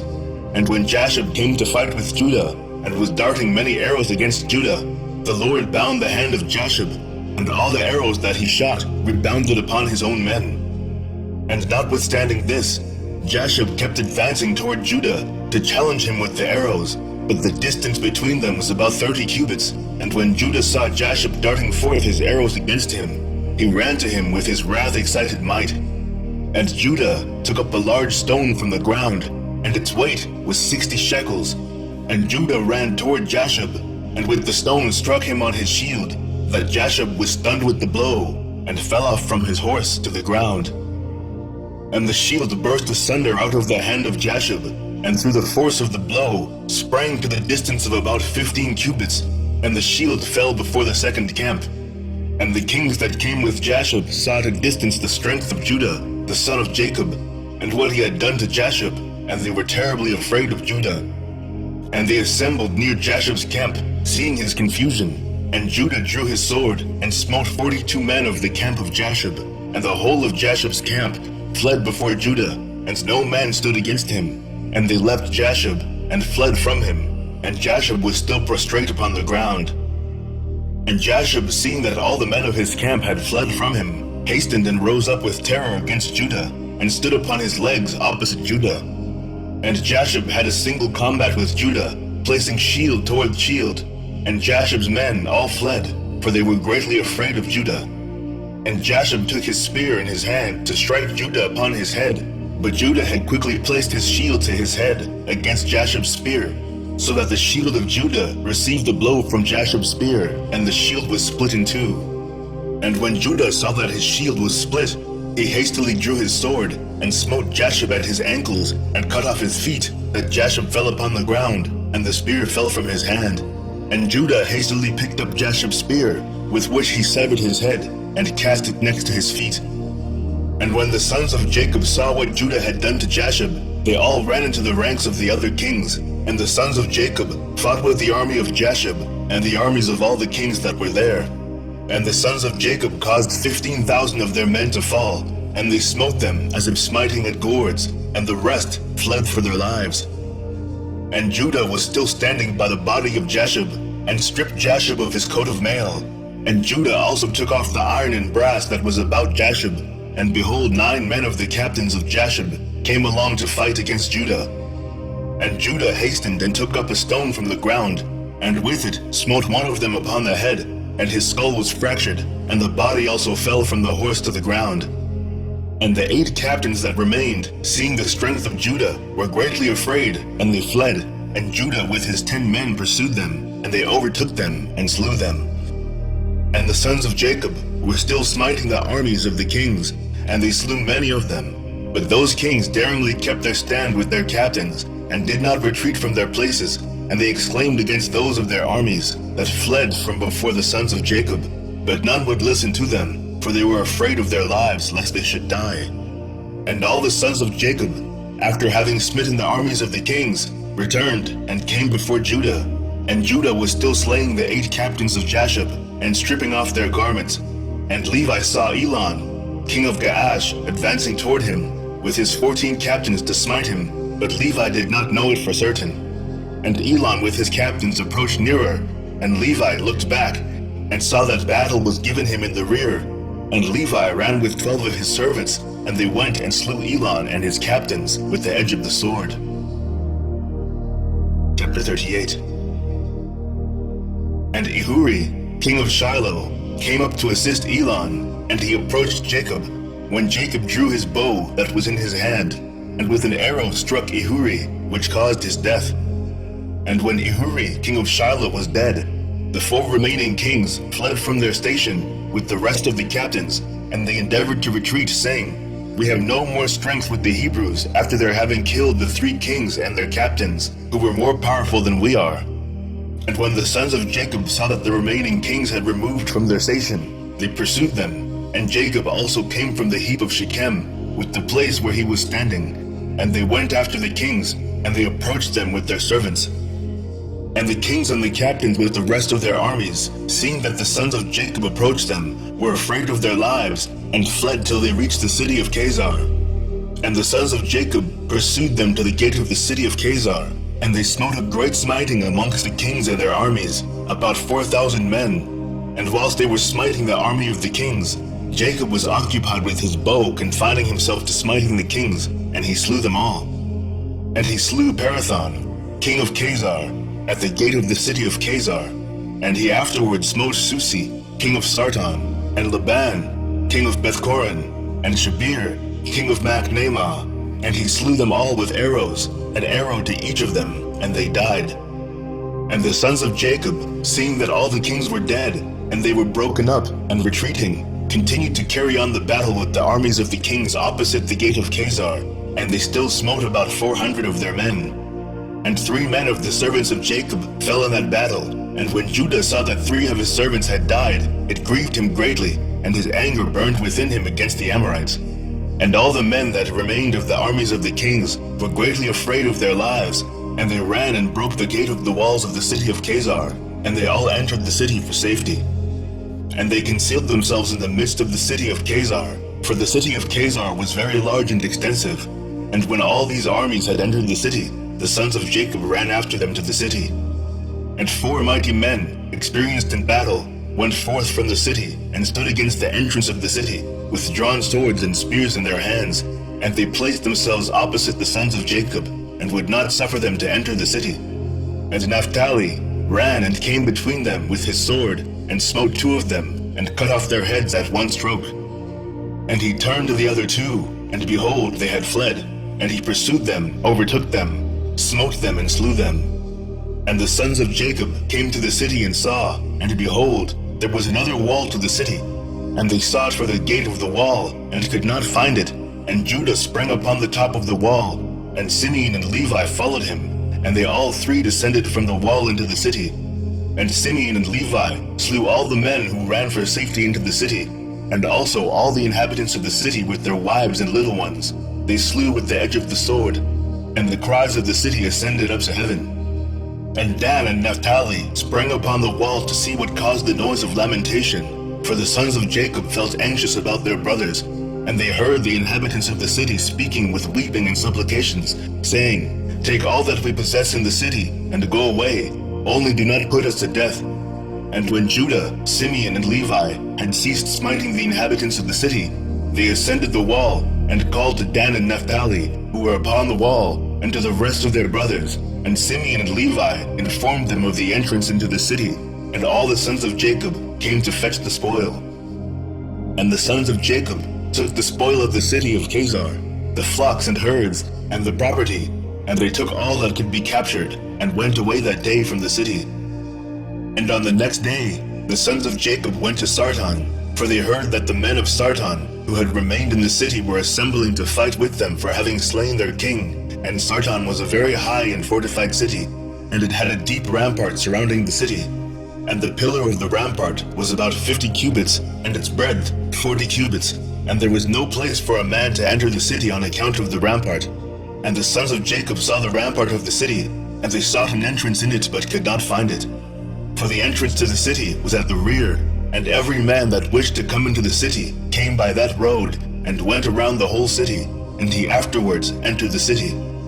And the sons of Jacob, seeing that they could not find the way into the city, their anger was kindled greatly, and the inhabitants of the city, seeing that the sons of Jacob were coming to them, were greatly afraid of them, for they had heard of their strength and what they had done to Khazar. And the inhabitants of the city of Sarton could not go out toward the sons of Jacob, after having assembled in the city to fight against them, lest they might thereby get into the city. But when they saw that they were coming toward them, they were greatly afraid of them, for they had heard of their strength and what they had done to Khazar.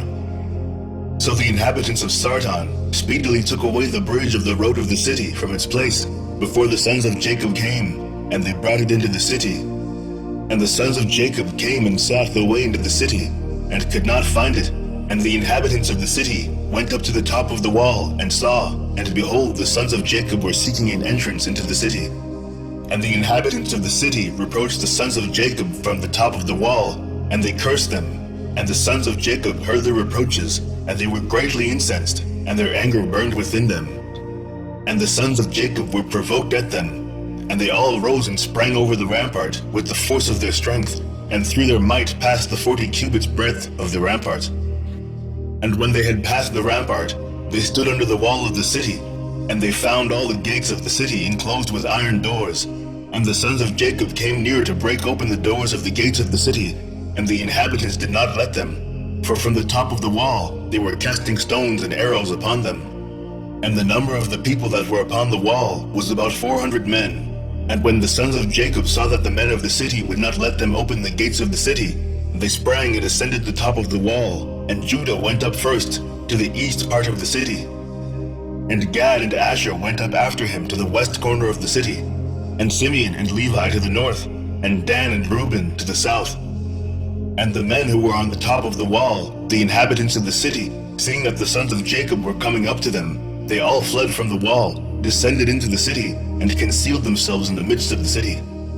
And Issachar and Naphtali that remained under the wall approached and broke the gates of the city, and kindled a fire at the gates of the city, that the iron melted, and all the sons of Jacob came into the city, they and all their men, and they fought with the inhabitants of the city of Sartan, and smote them with the edge of the sword, and no man stood up before them. And about 200 men fled from the city, and they all went and hid themselves in a certain tower in the city. And Judah pursued them to the tower, and he broke down the tower, which fell upon the men, and they all died. And the sons of Jacob went up the road of the roof of that tower, and they saw, and behold, there was another strong and high tower at a distance in the city, and the top of it reached to heaven. And the sons of Jacob hastened and descended, and went with all their men to that tower, and found it filled with about 300 men, women and little ones.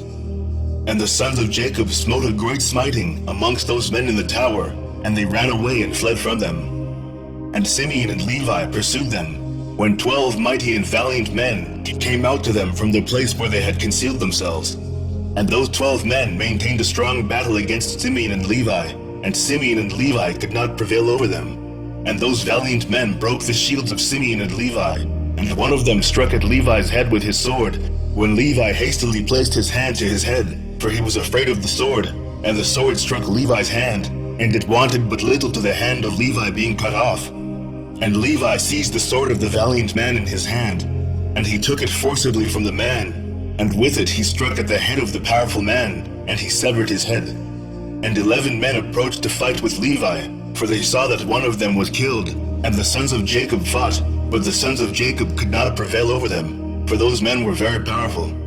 And the sons of Jacob, seeing that they could not prevail over them, Simeon gave a loud and tremendous shriek, and the 11 powerful men were stunned at the voice of Simeon's shrieking. And Judah at a distance knew the voice of Simeon's shouting, and Naphtali and Judah ran with their shields to Simeon and Levi, and found them fighting with those powerful men, unable to prevail over them, as their shields were broken. And Naphtali saw that the shields of Simeon and Levi were broken, and he took 2 shields from his servants, and brought them to Simeon and Levi.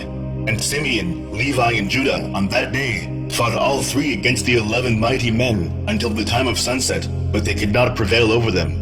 And this was told unto Jacob, and he was sorely grieved, and he prayed unto the Lord, and he and Naphtali his son went against these mighty men. And Jacob approached and drew his bow, and came nigh unto the mighty men, and slew 3 of their men with the bow, and the remaining 8 turned back, and behold, the war waged against them in the front and rear, and they were greatly afraid of their lives, and could not stand before the sons of Jacob, and they fled from before them. And in their flight they met Dan and Asher coming toward them, and they suddenly fell upon them, and fought with them, and slew 2 of them, and Judah and his brothers pursued them, and smote the remainder of them, and slew them.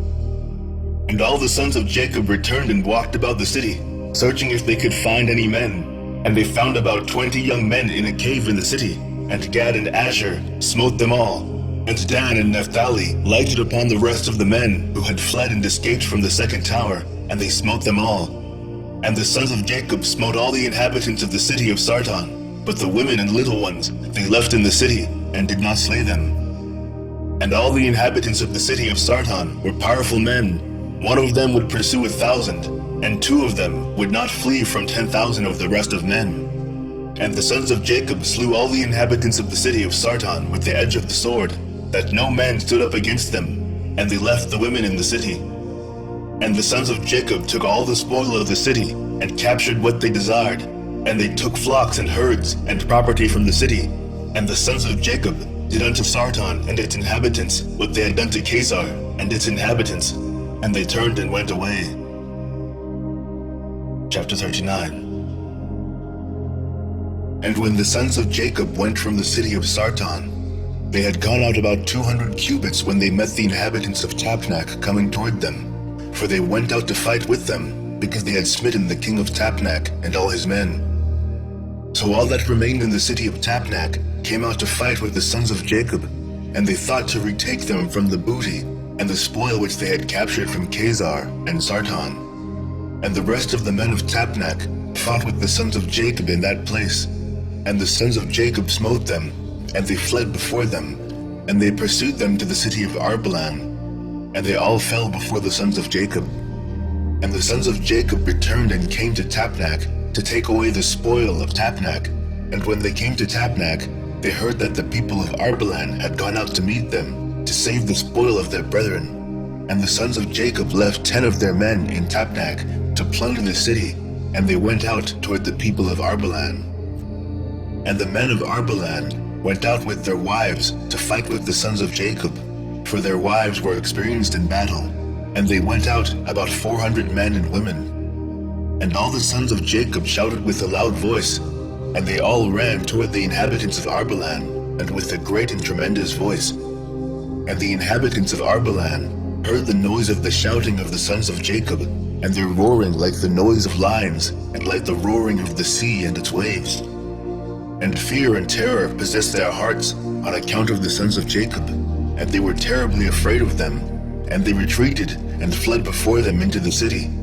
And the sons of Jacob pursued them to the gate of the city, and they came upon them in the city. And the sons of Jacob fought with them in the city, and all their women were engaged in slinging against the sons of Jacob, and the combat was very severe amongst them the whole of that day till evening. And the sons of Jacob would not prevail over them, and the sons of Jacob had almost perished in that battle. And the sons of Jacob cried unto the Lord, and greatly gained strength toward evening. And the sons of Jacob smote all the inhabitants of Arbelan by the edge of the sword, men, women, and little ones. And also the remainder of the people who had fled from Sarton, the sons of Jacob smote them in Arbelan. And the sons of Jacob did unto Arbelan and Tapnach as they had done to Kesar and Sarton. And when the women saw that all the men were dead, they went upon the roofs of the city and smote the sons of Jacob by showering down stones like rain. And the sons of Jacob hastened and came into the city and seized all the women and smote them with the edge of the sword. And the sons of Jacob captured all the spoil and booty, flocks and herds and cattle. And the sons of Jacob did unto Machnamah as they had done to Tapnach, to Kesar, and to Shiloh, and they turned from there and went away. And on the 5th day, the sons of Jacob heard that the people of Gaash had gathered against them to battle, because they had slain their king and their captains, for there had been 14 captains in the city of Gaash, and the sons of Jacob had slain them all in the first battle. And the sons of Jacob that day girt on their weapons of war, and they marched to battle against the inhabitants of Gaash. And in Gaash there was a strong and mighty people of the Amorites, and Gaash was the strongest and best fortified city of all the cities of the Amorites, and it had 3 walls. And the sons of Jacob came to Gaash, and they found the gates of the city locked, and about 500 men standing at the top of the outermost wall, and a people numerous as the sand upon the seashore, were an ambush for the sons of Jacob from without the city at the rear thereof. And the sons of Jacob approached to open the gates of the city, and whilst they were drawing nigh, behold, those who were in ambush at the rear of the city came forth from their places and surrounded the sons of Jacob. And the sons of Jacob were enclosed between the people of Gaash, and the battle was both to their front and rear. And all the men that were upon the wall were casting from the wall upon them arrows and stones. And Judah, seeing that the men of Gaash were getting too heavy for them, gave a most piercing and tremendous shriek. And all the men of Gaash were terrified at the voice of Judah's cry. And men fell from the wall at his powerful shriek. And all those that were from without and within the city were greatly afraid of their lives. And the sons of Jacob still came nigh to break the doors of the city, when the men of Gaash threw stones and arrows upon them from the top of the wall, and made them flee from the gate. And the sons of Jacob returned against the men of Gaash who were with them from without the city, and they smote them terribly, as striking against gourds, and they could not stand against the sons of Jacob, for fright and terror had seized them at the shriek of Judah.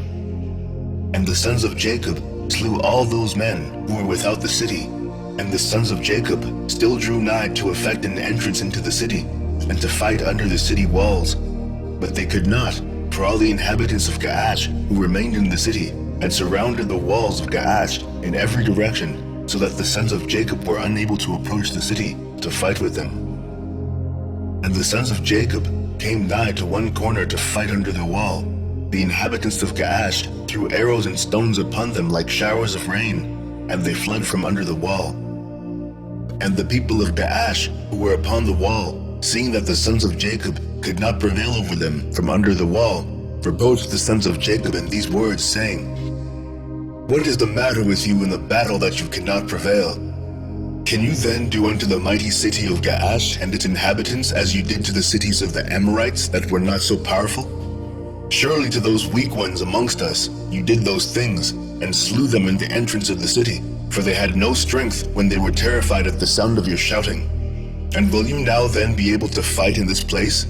Surely here you will all die, and we will avenge the cause of those cities that you have laid waste." And the inhabitants of Gaash greatly reproached the sons of Jacob, and reviled them with their gods, and continued to cast arrows and stones upon them from the wall. And Judah and his brothers heard the words of the inhabitants of Gaash, and their anger was greatly roused, and Judah was jealous of his God in this matter. And he called out and said, "O Lord, help! Send help to us and our brothers." And he ran at a distance with all his might, with his drawn sword in his hand, and he sprang from the earth, and by dint of his strength mounted the wall, and his sword fell from his hand. And Judah shouted upon the wall, and all the men that were upon the wall were terrified, and some of them fell from the wall into the city and died. And those who were yet upon the wall, when they saw Judah's strength, they were greatly afraid and fled for their lives into the city for safety. And some were emboldened to fight with Judah upon the wall, and they came nigh to slay him when they saw that there was no sword in Judah's hand. And they thought of casting him from the wall to his brothers, and 20 men of the city came up to assist them, and they surrounded Judah, and they all shouted over him, and approached him with drawn swords, and they terrified Judah, and Judah cried out to his brothers from the wall. And Jacob and his sons drew the bow from under the wall, and smote 3 of the men that were upon the top of the wall. And Judah continued to cry, and he exclaimed, "O Lord, help us! O Lord, deliver us!" And he cried out with a loud voice upon the wall, and the cry was heard at a great distance. And after this cry, he again repeated to shout, and all the men who surrounded Judah on the top of the wall were terrified, and they each threw his sword from his hand at the sound of Judah's shouting, and his tremor, and fled. And Judah took the swords which had fallen from their hands, and Judah fought with them, and slew 20 of their men upon the wall. And about 80 men and women still ascended the wall from the city, and they all surrounded Judah, and the Lord impressed the fear of Judah in their hearts, that they were unable to approach him. And Jacob and all who were with him drew the bow from under the wall, and they slew 10 men upon the wall, and they fell below the wall, before Jacob and his sons. And the people upon the wall, seeing that 20 of their men had fallen, they still ran toward Judah with drawn swords, but they could not approach him, for they were greatly terrified at Judah's strength. And the sons of Jacob walked about Gaash and took all the spoil of the city, even the little ones and women they did not suffer to live. And the sons of Jacob did unto Gaash as they had done to Sartan and Shiloh. Chapter 40. And the sons of Jacob led away all the spoil of Gaash and went out of the city by night. They were going out, marching toward the castle of Beth-Corin, and the inhabitants of Beth-Corin were going to the castle to meet them. And on that night, the sons of Jacob fought with the inhabitants of Beth-Corin in the castle of Beth-Corin. And all the inhabitants of Beth-Corin were mighty men. One of them would not flee from before 1,000 men. And they fought on that night upon the castle, and their shouts were heard on that night from afar, and the earth quaked at their shouting. And all the sons of Jacob were afraid of those men, as they were not accustomed to fight in the dark, and they were greatly confounded. And the sons of Jacob cried unto the Lord, saying, Give help to us, O Lord. Deliver us, that we may not die by the hands of these uncircumcised men.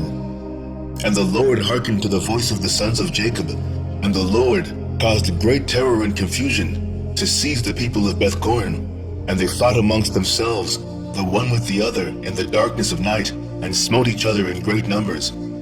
And the sons of Jacob, knowing that the Lord had brought a spirit of perverseness amongst them, and that they fought each man with his neighbor, went forth from among the bands of the people of Beth-Corin, and went as far as the descent of the castle of Beth-Corin, and farther, and they tarried there securely with their young men on that night. And the people of Beth-Corin fought the whole night, one man with his brother, and the other with his neighbor. And they cried out in every direction upon the castle, and their cry was heard at a distance, and the whole earth shook at their voice, for they were powerful above all the people of the earth. And all the inhabitants of the cities of the Canaanites, the Hittites, the Amorites, the Hivites, and all the kings of Canaan, and also those who were on the other side of the Jordan, heard the noise of the shouting on that night. And they said, Surely these are the battles of the Hebrews who are fighting against the 7 cities, who came nigh unto them. And who can stand against those Hebrews? And all the inhabitants of the cities of the Canaanites, and all those who were on the other side of the Jordan, were greatly afraid of the sons of Jacob, for they said, Behold, the same will be done to us, as was done to those cities. For who can stand against their mighty strength? And the cries of the Koranites were very great on that night, and continued to increase. And they smote each other till morning, and numbers of them were killed. And the morning appeared, and all the sons of Jacob rose up at daybreak, and went up to the castle, and they smote those who remained of the Koranites in a terrible manner, and they were all killed in the castle. And the 6th day appeared, and all the inhabitants of Canaan saw at a distance all the people of Beth-Corin lying dead in the castle of Beth-Corin, and strewed about as the carcasses of lambs and goats. And the sons of Jacob led all the spoil which they had captured from Gaash, and went to Beth-Corin. And they found the city full of people like the sand of the sea, and they fought with them. And the sons of Jacob smote them there till evening time. And the sons of Jacob did unto Beth-Corin as they had done to Gaash and Tapnach, and as they had done to Chazar, to Sartan, and to Shiloh. And the sons of Jacob took with them the spoil of Beth-Corin, and all the spoil of the cities. And on that day they went home to Shechem. And the sons of Jacob came home to the city of Shechem, and they remained without the city, and they then rested there from the war, and tarried there all night. And all their servants together, with all the spoil that they had taken from the cities, they left without the city, and they did not enter the city, for they said, Peradventure there may be yet more fighting against us, and they may come to besiege us in Shechem. And Jacob and his sons and their servants remained on that night, and the next day, in the portion of the field which Jacob had purchased from Hamor for 5 shekels, and all that they had captured was with them. And all the booty which the sons of Jacob had captured was in the portion of the field, immense as the sand upon the seashore. And the inhabitants of the land observed them from afar, and all the inhabitants of the land were afraid of the sons of Jacob who had done this thing, for no king from the days of old had ever done the like. And the 7 kings of the Canaanites resolved to make peace with the sons of Jacob, for they were greatly afraid of their lives on account of the sons of Jacob. And on that day, being the 7th day, Japhiah, king of Hebron, sent secretly to the king of Ai, and to the king of Gibeon, and to the king of Shalem, and to the king of Adullam, and to the king of Lachish, and to the king of Chazar, and to all the Canaanitish kings who were under their subjection, saying, Go up with me, and come to me, that we may go to the sons of Jacob, and I will make peace with them, and form a treaty with them, lest all your lands be destroyed by the swords of the sons of Jacob, as they did to Shechem, and to the cities around it, as you have heard and seen.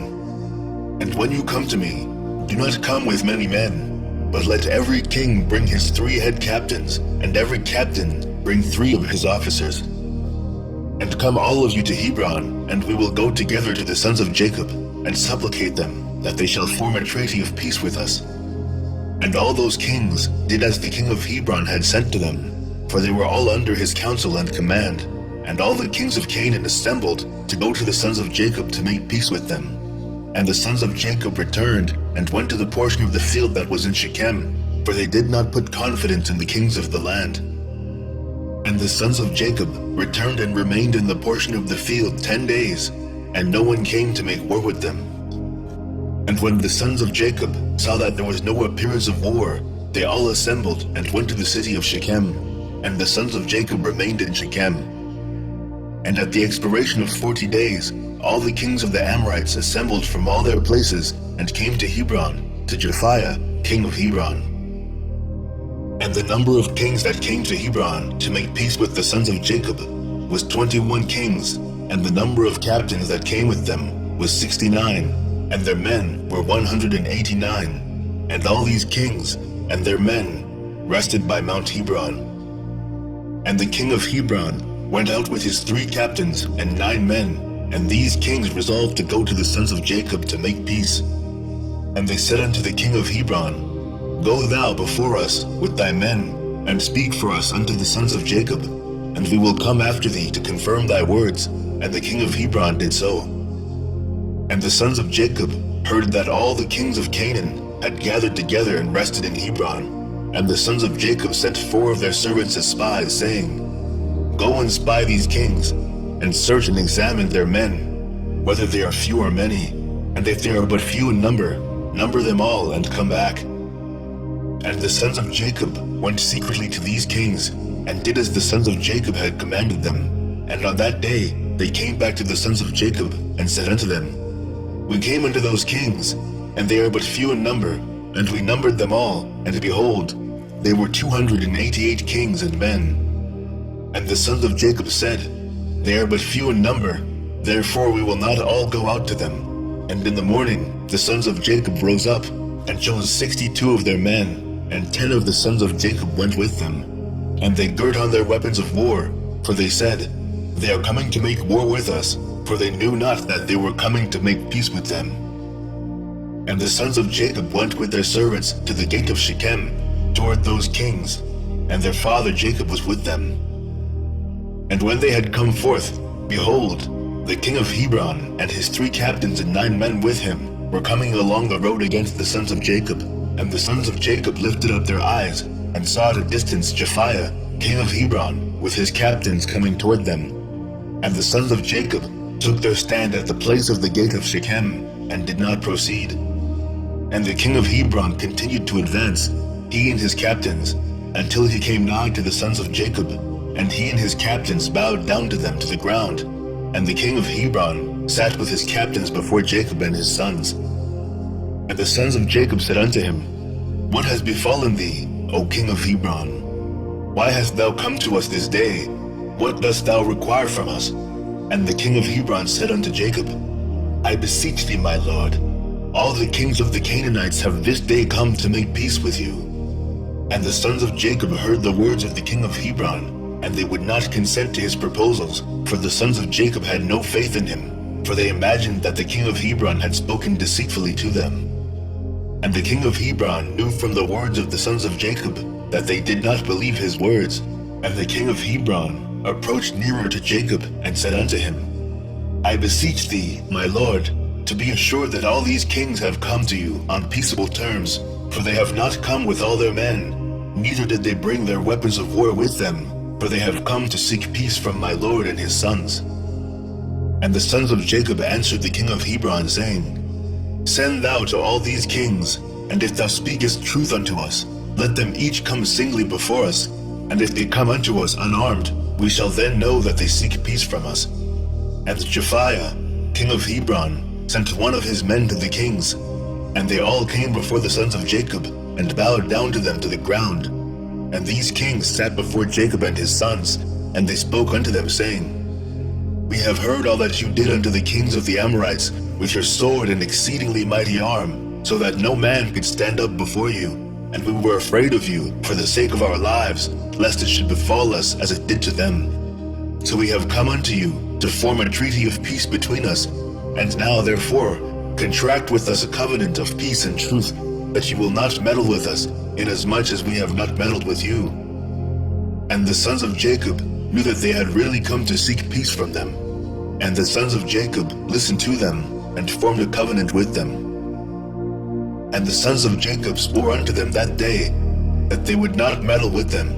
And all the kings of the Canaanites swore also to them, and the sons of Jacob made them tributary from that day forward. And after this, all the captains of these kings came with their men before Jacob, with presents in their hands for Jacob and his sons, and they bowed down to him to the ground. And all these kings then urged the sons of Jacob, and begged of them to return all the spoil they had captured from the 7 cities of the Amorites. And the sons of Jacob did so. And they returned all that they had captured, the women, the little ones, the cattle, and all the spoil which they had taken. And they sent them off, and they went away each to his city. And all these kings again bowed down to the sons of Jacob, and they sent or brought them many gifts in those days. And the sons of Jacob sent off these kings and their men, and they went peaceably away from them to their cities. And the sons of Jacob also returned to their home, to Shechem. And there was peace from that day forward between the sons of Jacob and the kings of the Canaanites, until the children of Israel came to inherit the land of Canaan. Chapter 41. And at the revolution of the year, the sons of Jacob journeyed from Shechem, and they came to Hebron, to their father Isaac, and they dwelt there. But their flocks and herds they fed daily in Shechem, for there was there in those days good and fat pasture. And Jacob and his sons, and all their household, dwelt in the valley of Hebron. And it was in those days, in that year, being the 106th year of the life of Jacob, in the 10th year of Jacob's coming from Padan Aram, that Leah the wife of Jacob died. She was 51 years old when she died in Hebron. And Jacob and his sons buried her in the cave of the field of Machpelah, which is in Hebron, which Abraham had bought from the children of Heth for the possession of a burial place. And the sons of Jacob dwelt with their father in the valley of Hebron, and all the inhabitants of the land knew their strength, and their fame went throughout the land. And Joseph, the son of Jacob, and his brother Benjamin, the sons of Rachel, the wife of Jacob, were yet young in those days, and did not go out with their brethren during their battles in all the cities of the Amorites. And when Joseph saw the strength of his brethren and their greatness, he praised them and extolled them, but he ranked himself greater than them, and extolled himself above them. And Jacob his father also loved him more than any of his sons, for he was the son of his old age. And through his love toward him, he made him a coat of many colors. And when Joseph saw that his brother loved him more than his brethren, he continued to exalt himself above his brethren, and he brought unto his father evil reports concerning them. And the sons of Jacob, seeing the whole of Joseph's conduct toward them, and that their father loved him more than any of them, they hated him, and could not speak peaceably to him all their days. And Joseph was 17 years old, and he was still magnifying himself above his brethren, and thought of raising himself above them. At that time he dreamed a dream, and he came unto his brothers, and told them his dream. And he said unto them, I dreamed a dream, and behold, we were all binding sheaves in the field, and my sheaf rose, and it placed itself upon the ground, and your sheaves surrounded it, and bowed down to it.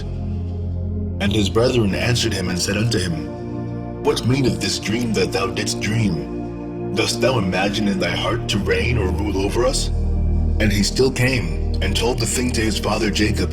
And Jacob kissed Joseph when he heard these words from his mouth, and Jacob blessed Joseph. And when the sons of Jacob saw that their father had blessed Joseph, and had kissed him, and that he loved him exceedingly, they became jealous of him and hated him the more. And after this, Joseph dreamed another dream, and related the dream to his father in the presence of his brethren. And Joseph said unto his father and brethren, Behold, I have again dreamed a dream, and behold, the sun and the moon and the 11 stars bowed down to me.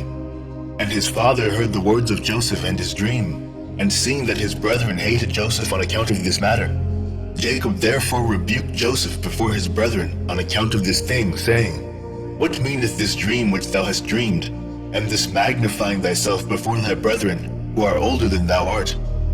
Dost thou imagine in thy heart that I and thy mother and thy 11 brethren will come and bow down to thee, that thou speakest these things? And his brethren were jealous of him on account of his words and dreams, and they continued to hate him. And Jacob reserved the dreams in his heart. And the sons of Jacob went one day to feed their father's flock in Shechem, for they were still herdsmen in those days. And whilst the sons of Jacob were that day feeding in Shechem, they delayed, and the time of gathering in the cattle was past, and they had not arrived. And Jacob saw that his sons were delayed in Shechem, and Jacob said within himself, Peradventure the people of Shechem have risen up to fight against them, therefore they have delayed coming this day. And Jacob called Joseph his son, and commanded him, saying, Behold, thy brethren are feeding in Shechem this day, and behold, they have not yet come back. Go now therefore, and see where they are, and bring me word back concerning the welfare of thy brethren, and the welfare of the flock. And Jacob sent his son Joseph to the valley of Hebron, and Joseph came for his brothers to Shechem, and could not find them. And Joseph went about the field which was near Shechem, to see where his brothers had turned, and he missed his road in the wilderness, and knew not which way he should go. And an angel of the Lord found him, wandering in the road toward the field. And Joseph said unto the angel of the Lord, I seek my brethren. Hast thou not heard where they are feeding? And the angel of the Lord said unto Joseph, I saw thy brethren feeding here, and I heard them say they would go to feed in Dothan. And Joseph hearkened to the voice of the angel of the Lord, and he went to his brethren in Dothan, and he found them in Dothan feeding the flock. And Joseph advanced to his brethren, and before he had come nigh unto them, they had resolved to slay him. And Simeon said to his brethren, Behold, the man of dreams is coming unto us this day, and now therefore come and let us kill him, and cast him in one of the pits that are in the wilderness. And when his father shall seek him from us, we will say an evil beast has devoured him.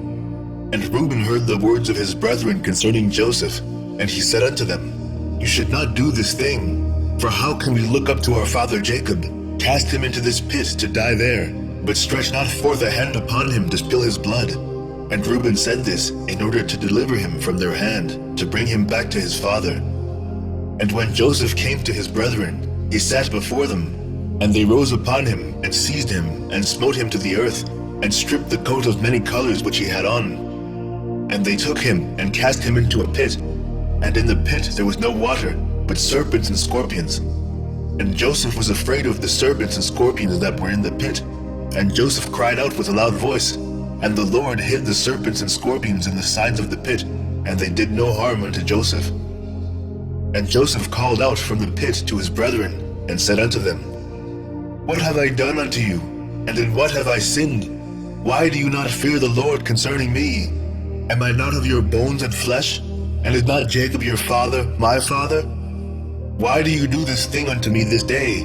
And how will you be able to look up to our father Jacob? And he continued to cry out, and call unto his brethren from the pit. And he said, O Judah, Simeon, and Levi my brethren, lift me up from the place of darkness in which you have placed me, and come this day to have compassion on me, ye children of the Lord, and sons of Jacob my father.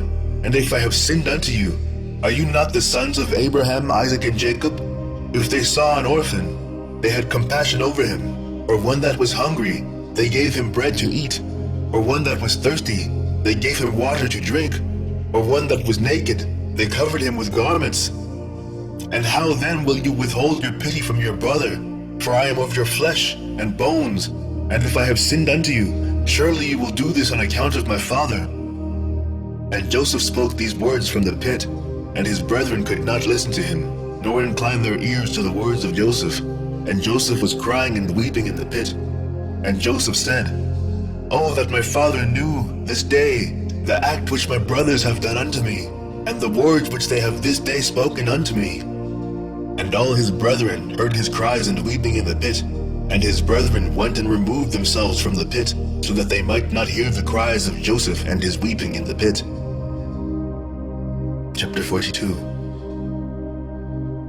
And they went and sat on the opposite side, about the distance of a bowshot, and they sat there to eat bread. And whilst they were eating, they held counsel together what was to be done with him, whether to slay him or to bring him back to his father. They were holding the counsel when they lifted up their eyes and saw, and behold, there was a company of Ishmaelites coming at a distance by the road of Gilead, going down to Egypt. And Judah said unto them, "What gain will it be to us if we slay our brother? Peradventure God will require him from us. This then is the counsel proposed concerning him, which ye shall do unto him. Behold this company of Ishmaelites going down to Egypt. Now therefore, come, let us dispose of him to them, and let not our hand be upon him, and they will lead him along with them, and he will be lost amongst the people of the land, and we will not put him to death with our own hands." And the proposal pleased his brethren, and they did according to the word of Judah. And whilst they were discoursing about this matter, and before the company of Ishmaelites had come up to them, 7 trading men of Midian passed by them, and as they passed, they were thirsty. And they lifted up their eyes and saw the pit in which Joseph was immured. And they looked, and behold, every species of bird was upon him. And these Midianites ran to the pit to drink water, for they thought that it contained water. And on coming before the pit, they heard the voice of Joseph crying and weeping in the pit. And they looked down into the pit, and they saw, and behold, there was a youth of comely appearance and well-favored. And they called unto him and said, "Who art thou? And who brought thee hither? And who placed thee in this pit in the wilderness?"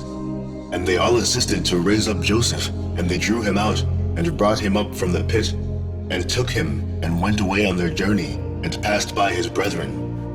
And these said unto them, "Why do you do this, to take our servant from us, and to go away? Surely we placed this youth in the pit because he rebelled against us, and you come and bring him up, and lead him away. Now then, give us back our servant." And the Midianites answered and said unto the sons of Jacob, "Is this your servant, or does this man attend you? Peradventure you are all his servants, for he is more comely and well-favored than any of you. And why do you all speak falsely unto us? Now therefore, we will not listen to your words, nor attend to you. For we found the youth in the pit in the wilderness, and we took him. We will therefore go on." And all the sons of Jacob approached them, and rose up to them, and said unto them, "Give us back our servant, and why will you all die by the edge of the sword?" And the Midianites cried out against them, and they drew their swords, and approached to fight with the sons of Jacob. And behold, Simeon rose up from his seat against them, and sprang upon the ground, and drew his sword, and approached the Midianites, and he gave a terrible shout before them, so that his shouting was heard at a distance, and the earth shook at Simeon's shouting. And the Midianites were terrified on account of Simeon, and the noise of his shouting, and they fell upon their faces, and were exceedingly alarmed. And Simeon said unto them, "Verily, I am Simeon, the son of Jacob the Hebrew, who have, only with my brother, destroyed the city of Shechem, and the cities of the Amorites. So shall God moreover do unto me, that if all your brethren, the people of Midian, and also the kings of Canaan, were to come with you, they could not fight against me. Now therefore, give us back the youth whom you have taken, lest I give your flesh to the birds of the skies, and the beasts of the earth." And the Midianites were more afraid of Simeon, and they approached the sons of Jacob with terror and fright, and with pathetic words, saying, "Surely you have said that the young man is your servant, and that he rebelled against you, and therefore you placed him in the pit. What then will you do with a servant who rebels against his master? Now therefore sell him unto us, and we will give you all that you require for him." And the Lord was pleased to do this in order that the sons of Jacob should not slay their brother. And the Midianites saw that Joseph was of a comely appearance and well-favored. They desired him in their hearts, and were urgent to purchase him from his brethren. And the sons of Jacob hearkened to the Midianites, And they sold their brother Joseph to them for 20 pieces of silver. And Reuben their brother was not with them. And the Midianites took Joseph and continued their journey to Gilead. They were going along the road, and the Midianites repented of what they had done in having purchased the young man. And one said to the other, "What is this thing that we have done in taking this youth from the Hebrews, who is of comely appearance and well-favored? Perhaps this youth is stolen from the land of the Hebrews. And why then have we done this thing? And if he should be sought for and found in our hands, we shall die through him. Now surely hardy and powerful men have sold him to us, the strength of one whom you saw this day. Perhaps they stole him from his land with their might and with their powerful arm, and have therefore sold him to us for the small value which we gave unto them." And whilst they were thus discoursing together, they looked, and behold, the company of Ishmaelites which was coming at first, and which the sons of Jacob saw, was advancing toward the Midianites. And the Midianites said to each other, "Come, let us sell this youth to the company of Ishmaelites who are coming toward us, and we will take for him the little that we gave for him, and we will be delivered from this evil." And they did so, and they reached the Ishmaelites. And the Midianites sold Joseph to the Ishmaelites for 20 pieces of silver, which they had given for him to his brethren. And the Midianites went on their road to Gilead, and the Ishmaelites took Joseph, and they let him ride upon one of the camels, and they were leading him to Egypt. And Joseph heard that the Ishmaelites were proceeding to Egypt, and Joseph lamented and wept at this thing, that he was to be so far removed from the land of Canaan from his father. And he wept bitterly whilst he was riding upon the camel. And one of their men observed him, and made him go down from the camel and walk on foot. And notwithstanding this, Joseph continued to cry and weep, and he said, "Oh, my father, my father!" And one of the Ishmaelites rose up and smote Joseph upon the cheek, and he still continued to weep. And Joseph was fatigued in the road, and was unable to proceed on account of the bitterness of his soul. And they all smote him and afflicted him in the road, and they terrified him in order that he might cease from weeping.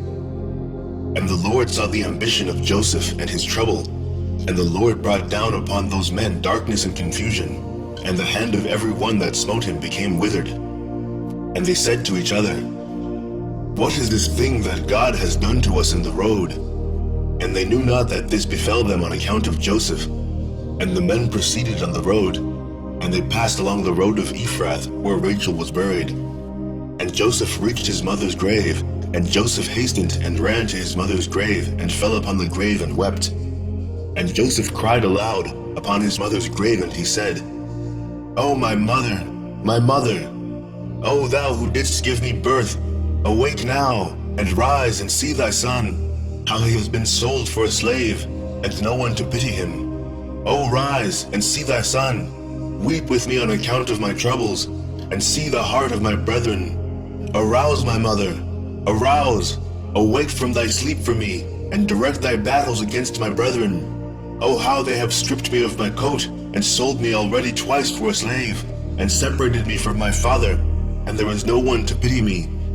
Arouse and lay thy cause against them before God, and see whom God will justify in the judgment, and whom he will condemn. Rise, O my mother, rise, awake from thy sleep, and see my father, how his soul is with me this day, and comfort him, and ease his heart." And Joseph continued to speak these words, and Joseph cried aloud, and wept bitterly upon his mother's grave. And he ceased speaking, and from bitterness of heart he became still as a stone upon the grave. And Joseph heard a voice speaking to him from beneath the ground, which answered him with bitterness of heart, and with a voice of weeping and praying in these words, my son Joseph, I have heard the voice of thy weeping, and the voice of thy lamentation. I have seen thy tears, I know thy troubles, my son, and it grieves me for thy sake, and abundant grief is added to my grief. Now therefore, my son, Joseph, my son, hope to the Lord, and wait for him, and do not fear, for the Lord is with thee. He will deliver thee from all trouble. Rise, my son, go down unto Egypt with thy masters, and do not fear, for the Lord is with thee, my son. And she continued to speak like unto these words unto Joseph, and she was still. And Joseph heard this, and he wondered greatly at this, and he continued to weep. And after this, one of the Ishmaelites observed him crying and weeping upon the grave, and his anger was kindled against him, and he drove him from there, and he smote him and cursed him. And Joseph said unto the men, May I find grace in your sight, to take me back to my father's house, and he will give you abundance of riches. And they answered him, saying, Art thou not a slave? And where is thy father? And if thou hadst a father, thou wouldst not already twice have been sold for a slave, for so little value. And their anger was still roused against him, and they continued to smite him and to chastise him, and Joseph wept bitterly. And the Lord saw Joseph's affliction, and the Lord again smote these men, and chastised them. And the Lord caused darkness to envelop them upon the earth, and the lightning flashed, and the thunder roared, and the earth shook at the voice of the thunder, and of the mighty wind. And the men were terrified, and knew not where they should go. And the beasts and camels stood still, and they led them, but they would not go. They smote them, and they crouched upon the ground. And the men said to each other, What is this that God has done to us? What are our transgressions, and what are our sins that this thing has thus befallen us? And one of them answered and said unto them, Perhaps on account of the sin of afflicting the slave has this thing happened this day to us. Now therefore, implore him strongly to forgive us, and then we shall know on whose account this evil befalleth us. And if God shall have compassion over us, then we shall know that all this cometh to us on account of the sin of afflicting the slave. And the men did so, and they supplicated Joseph, and they pressed him to forgive them, and they said, We have sinned to the Lord and to thee. Now therefore vouchsafe to request of thy God that he shall put away this death from among us, for we have sinned to him. And Joseph did according to their words, and the Lord hearkened to Joseph, and the Lord put away the plague which he had inflicted upon those men on account of Joseph. And the beasts rose up from the ground, and they conducted them, and they went on, and the raging storm abated, and the earth became tranquilized, and the men proceeded on their journey to go down to Egypt. And the men knew that this evil had befallen them on account of Joseph. And they said to each other, Behold, we know that it was on account of his affliction that this evil befell us. Now therefore, why shall we bring this death upon our souls? Let us hold counsel what to do to this slave. And one answered and said, Surely he told us to bring him back to his father. Now therefore, come, let us take him back, and we will go to the place that he will tell us, and take from his family the price that we gave for him, and we will then go away. And one answered again and said, Behold, this counsel is very good, but we cannot do so, for the way is very far from us, and we cannot go out of our road. And one more answered and said unto them, This is the counsel to be adopted. We will not swerve from it. Behold, we are this day going to Egypt, and when we shall have come to Egypt, we will sell him there at a high price, and we will be delivered from his evil. And this thing pleased the men, and they did so, and they continued their journey to Egypt with Joseph. Chapter 43. And when the sons of Jacob had sold their brother Joseph to the Midianites, their hearts were smitten on account of him, and they repented of their acts, and they sought for him to bring him back, but could not find him. And Reuben returned to the pit in which Joseph had been put, in order to lift him out and restore him to his father. And Reuben stood by the pit, and he heard not a word, and he called out, Joseph, Joseph! And no one answered, or uttered a word.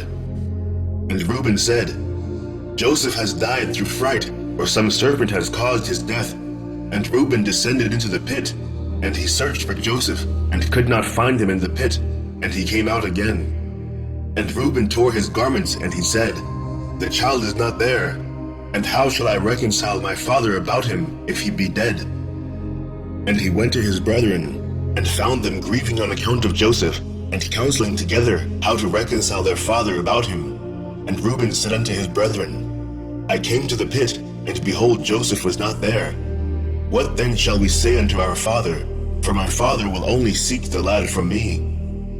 And his brethren answered him, saying, Thus and thus we did, and our hearts afterward smote us on account of this act. And we now sit to seek a pretext how we shall reconcile our father to it. And Reuben said unto them, What is this you have done to bring down the gray hairs of our father in sorrow to the grave? The thing is not good, that you have done." And Reuben sat with them, and they all rose up and swore to each other not to tell this thing unto Jacob. And they all said, "The man who will tell this to our father or his household, or who will report this to any of the children of the land, we will all rise up against him and slay him with the sword." And the sons of Jacob feared each other in this matter, from the youngest to the oldest, and no one spoke a word, and they concealed the thing in their hearts. And they afterwards sat down to determine and invent something to say unto their father Jacob concerning all these things. And Issachar said unto them, "Here is an advice for you. If it seem good in your eyes to do this thing, take the coat which belongeth to Joseph, and tear it, and kill a kid of the goats, and dip it in its blood, and send it to our father, and when he seeth it, he will say an evil beast has devoured him. Therefore, tear ye his coat, and behold, his blood will be upon his coat, and by your doing this, we shall be free of our father's murmurings." And Issachar's advice pleased them, and they hearkened unto him, and they did according to the word of Issachar, which he had counseled them. And they hastened, and took Joseph's coat, and tore it, and they killed a kid of the goats, and dipped the coat in the blood of the kid, and then trampled it in the dust. And they sent the coat to their father Jacob by the hand of Naphtali, and they commanded him to say these words: "We had gathered in the cattle, and had come as far as the road to Shechem, and farther, when we found this coat upon the road in the wilderness, dipped in blood and in dust. Now therefore, know whether it be thy son's coat or not." And Naphtali went, and he came unto his father, and he gave him the coat, and he spoke unto him all the words which his brethren had commanded him. And Jacob saw Joseph's coat, and he knew it, and he fell upon his face to the ground, and became as still as a stone. And he afterward rose up, and cried out with a loud and weeping voice, "It is the coat of my son Joseph." And Jacob hastened, and sent one of his servants to his sons, who went to them, and found them coming along the road with the flock. And the sons of Jacob came to their father about evening, and behold, their garments were torn, and dust was upon their heads. And they found their father crying out, and weeping with a loud voice. And Jacob said unto his sons, "Tell me truly, what evil have you this day suddenly brought upon me?" And they answered their father Jacob, saying, "We were coming along this day, after the flock had been gathered in, and we came as far as the city of Shechem, by the road in the wilderness, and we found this coat filled with blood upon the ground. And we knew it, and we sent unto thee, if thou couldst know it." And Jacob heard the words of his sons, and he cried out with a loud voice, and he said, "It is the coat of my son. An evil beast has devoured him. Joseph is rent in pieces, for I sent him this day to see whether it was well with you, and well with the flocks, and to bring me word again of you. And he went as I commanded him. And this has happened to him this day, whilst I thought my son was with you." And the sons of Jacob answered and said, "He did not come to us, neither have we seen him from the time of our going out from thee until now." And when Jacob heard their words, he again cried out aloud, and he rose up and tore his garments, and he put sackcloth upon his loins, and he wept bitterly, and he mourned, and lifted up his voice in weeping, and exclaimed and said these words, "Joseph, my son, O my son Joseph, I sent thee this day after the welfare of thy brethren, and behold, thou hast been torn in pieces. Through my hand has this happened to my son. It grieves me for thee, Joseph, my son. It grieves me for thee. How sweet wast thou to me during life, and now how exceedingly bitter is thy death to me. Oh, that I had died in thy stead, Joseph, my son. For it grieves me sadly for thee, my son. O my son, Joseph, my son. Where art thou, and where hast thou been drawn? Arouse, arouse from thy place, and come and see my grief for thee, O my son, Joseph. Come now and number the tears gushing from my eyes down my cheeks, and bring them up before the Lord, that his anger may turn from me. O Joseph, my son, how thou didst fall by the hand of one by whom no one had fallen from the beginning of the world unto this day. For thou hast been put to death by the smiting of an enemy, inflicted with cruelty. But surely I know that this has happened to thee, on account of the multitude of my sins. Arouse now, and see how bitter is my trouble for thee, my son. Although I did not rear thee, nor fashion thee, nor give thee breath and soul, but it was God who formed thee, and built thy bones and covered them with flesh, and breathed in thy nostrils the breath of life, and then he gave thee unto me. Now truly, God who gave thee unto me, he has taken thee from me, and such then has befallen thee. And Jacob continued to speak like unto these words concerning Joseph, and he wept bitterly, and he fell to the ground, and became still. And all the sons of Jacob, seeing their father's trouble, they repented of what they had done, and they also wept bitterly. And Judah rose up, and lifted his father's head from the ground, and placed it upon his lap, and he wiped his father's tears from his cheeks. And Judah wept an exceeding great weeping, whilst his father's head was reclining upon his lap, still as a stone. And the sons of Jacob saw their father's trouble, and they lifted up their voices, and continued to weep. And Jacob was yet lying upon the ground, still as a stone. And all his sons and his servants children rose up and stood around him to comfort him, and he refused to be comforted. And the whole household of Jacob rose up and mourned a great mourning on account of Joseph and their father's trouble. And the intelligence reached Isaac, the son of Abraham, the father of Jacob. And he wept bitterly on account of Joseph, he and all his household. And he went from the place where he dwelt in Hebron, and his men with him, and he comforted Jacob his son, and he refused to be comforted. And after this, Jacob rose up from the ground, and his tears were running down his cheeks, and he said unto his sons, Rise up and take your swords and your bows, and go forth into the field, and seek whether you can find my son's body, and bring it unto me that I may bury it. Seek also, I pray you, among the beasts, and hunt them, and that which shall come to the first before you, seize and bring it unto me. Perhaps the Lord will this day pity my affliction, and prepare before you that which did tear my son in pieces, and bring it unto me, and I will avenge the cause of my son. And his sons did as their father had commanded them, and they rose up early in the morning, and each took his sword and his bow in his hand, and they went forth into the field to hunt the beasts. And Jacob was still crying aloud, and weeping, and walking to and fro in the house, and smiting his hands together, saying, Joseph, my son! Joseph, my son! And the sons of Jacob went into the wilderness to seize the beasts, and behold, a wolf came toward them, and they seized him, and brought him unto their father, and they said unto him, This is the first we have found, and we have brought him unto thee, as thou didst command us. In thy son's body we could not find. And Jacob took the beast from the hands of his sons, and he cried out with a loud and weeping voice, holding the beast in his hand, and he spoke with a bitter heart unto the beast. Why didst thou devour my son Joseph? And how didst thou have no fear of the God of the earth, or of my trouble for my son Joseph? And thou didst devour my son for naught, because he committed no violence, and didst thereby render me culpable on his account. Therefore God will require him that is persecuted. And the Lord opened the mouth of the beast, in order to comfort Jacob with its words. And it answered Jacob, and spoke these words unto him. As God liveth, who created us in the earth, and as thy soul liveth, my Lord, I did not see thy son, neither did I tear him to pieces, but from a distant land I also came to seek my son, who went from me this day, and I know not whether he be living or dead.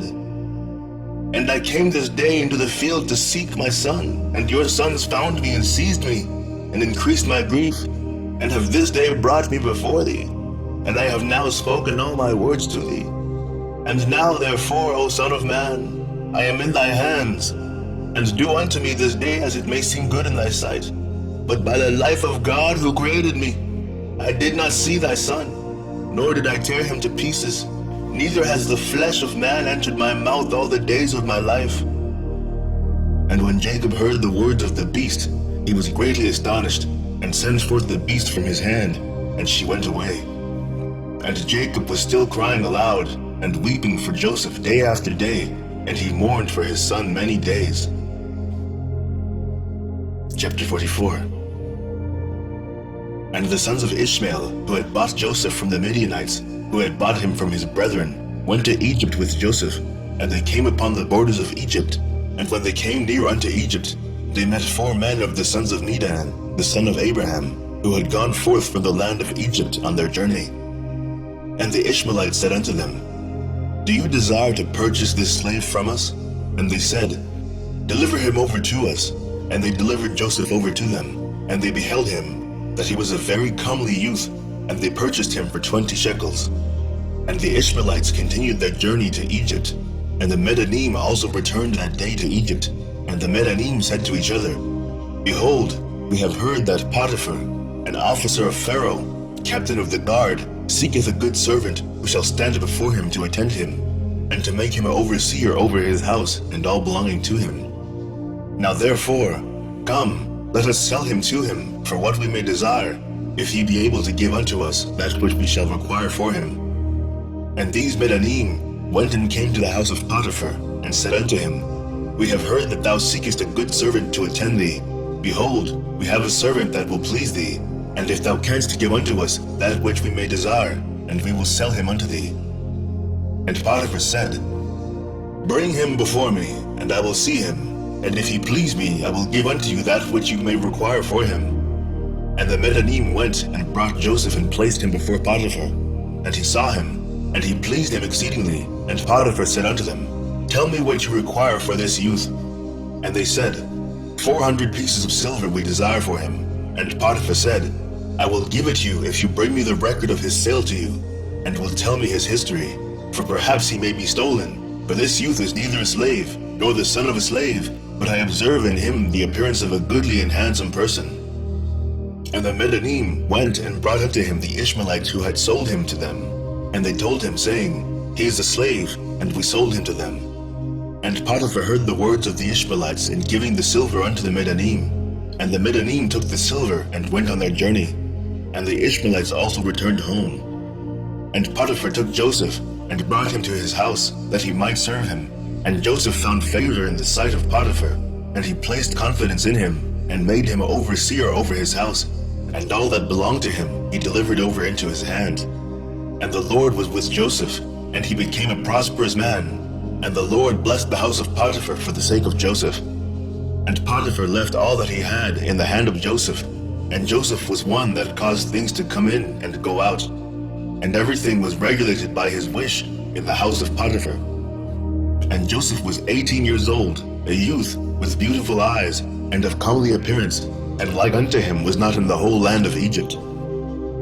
At that time, whilst he was in his master's house, going in and out of the house, and attending his master, Zelicah, his master's wife, lifted up her eyes toward Joseph, and she looked at him, and behold, it was a youth comely and well-favored. And she coveted his beauty in her heart, and her soul was fixed upon Joseph, and she enticed him day after day, and Zelicah persuaded Joseph daily, but Joseph did not lift up his eyes to behold his master's wife. And Zelicah said unto him, How goodly are thy appearance and form! Truly I have looked at all the slaves, and have not seen so beautiful a slave as thou art. And Joseph said unto her, Surely he who created me in my mother's womb created all mankind. And she said unto him, How beautiful are thine eyes, with which thou hast dazzled all the inhabitants of Egypt, men and women. And he said unto her, How beautiful they are whilst we are alive, but shouldst thou behold them in the grave, surely thou wouldst move away from them. And she said unto him, How beautiful and pleasing are all thy words! Take now, I pray thee, the harp which is in the house, and play with thy hands, and let us hear thy words. And he said unto her, How beautiful and pleasing are my words when I speak the praise of my God and his glory. And she said unto him, How very beautiful is the hair of thy head! Behold the golden comb which is in the house, take it, I pray thee, and curl the hair of thy head. And he said unto her, How long wilt thou speak these words? Cease to utter these words to me, and rise and attend to thy domestic affairs. And she said unto him, There is no one in my house, and there is nothing to attend to but to thy words and to thy wish. Yet notwithstanding this, she could not bring Joseph unto her, neither did he place his eye upon her, but directed his eyes below to the ground. And Zelicah desired Joseph in her heart, that he should lie with her. And at the time that Joseph was sitting in the house doing his work, Zelicah came and sat before him, and she enticed him daily with her discourse to lie with her, or ever to look at her. But Joseph would not hearken to her. And she said unto him, If thou wilt not do according to my words, I will chastise thee with the punishment of death, and put an iron yoke upon thee. And Joseph said unto her, Surely God, who created man, looseth the fetters of prisoners, and it is he who will deliver me from thy prison and from thy judgment. And when she could not prevail over him to persuade him, her soul being still fixed upon him, her desire threw her into a grievous sickness. And all the women of Egypt came to visit her, and they said unto her, Why art thou in this declining state, thou that lackest nothing? Surely thy husband is a great and esteemed prince in the sight of the king. Shouldst thou lack anything of what thy heart desireth? And Zelicah answered them, saying, This day it shall be made known to you, whence this disorder springs in which you see me. And she commanded her maidservants to prepare food for all the women, and she made a banquet for them, and all the women ate in the house of Zelicah. And she gave them knives to peel the citrons to eat them, and she commanded that they should dress Joseph in costly garments, and that he should appear before them. And Joseph came before their eyes, and all the women looked on Joseph, and could not take their eyes from off him. And they all cut their hands with the knives that they had in their hands, and all the citrons that were in their hands were filled with blood. And they knew not what they had done, but they continued to look at the beauty of Joseph, and they did not turn their eyelids from him.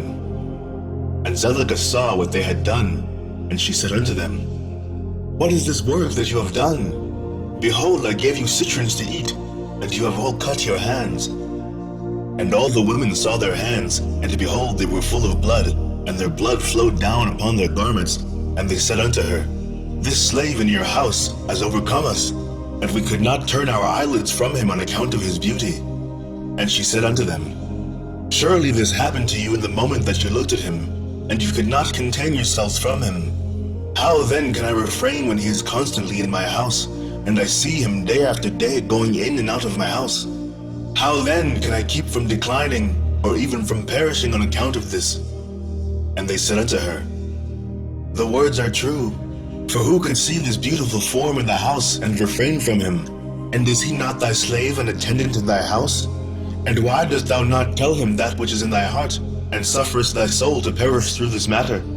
And she said unto them, I am daily endeavoring to persuade him, and he will not consent to my wishes. And I promised him everything that is good, and yet I could meet with no return from him. I am therefore in a declining state, as you see. And Zelicah became very ill on account of her desire toward Joseph, and she was desperately lovesick on account of him. And all the people of the house of Zelicah and her husband knew nothing of this matter, but Zelicah was ill on account of her love to Joseph. And all the people of her house asked her, saying, Why art thou ill and declining, and lackest nothing? And she said unto them, I know not this thing which is daily increasing upon me. And all the women and her friends came daily to see her, and they spoke with her. And she said unto them, This can only be through the love of Joseph. And they said unto her, Entice him, and seize him secretly. Perhaps he may hearken to thee, and put off this death from thee. And Zelicah became worse from her love to Joseph, and she continued to decline, till she had scarce strength to stand. And on a certain day, Joseph was doing his master's work in the house, and Zelicah came secretly and fell suddenly upon him. And Joseph rose up against her, and he was more powerful than she, and he brought her down to the ground.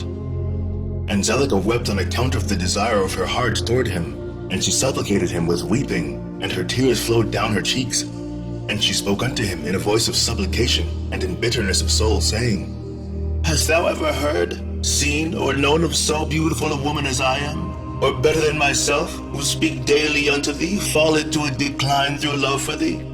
Confer all this honor upon thee, and still wilt thou not hearken to my voice? And if it be through fear of thy master, lest he punish thee, as the king liveth, no harm shall come to thee from thy master through this thing. Now therefore, pray, listen to me, and consent for the sake of the honor which I have conferred upon thee, and put off this death from me.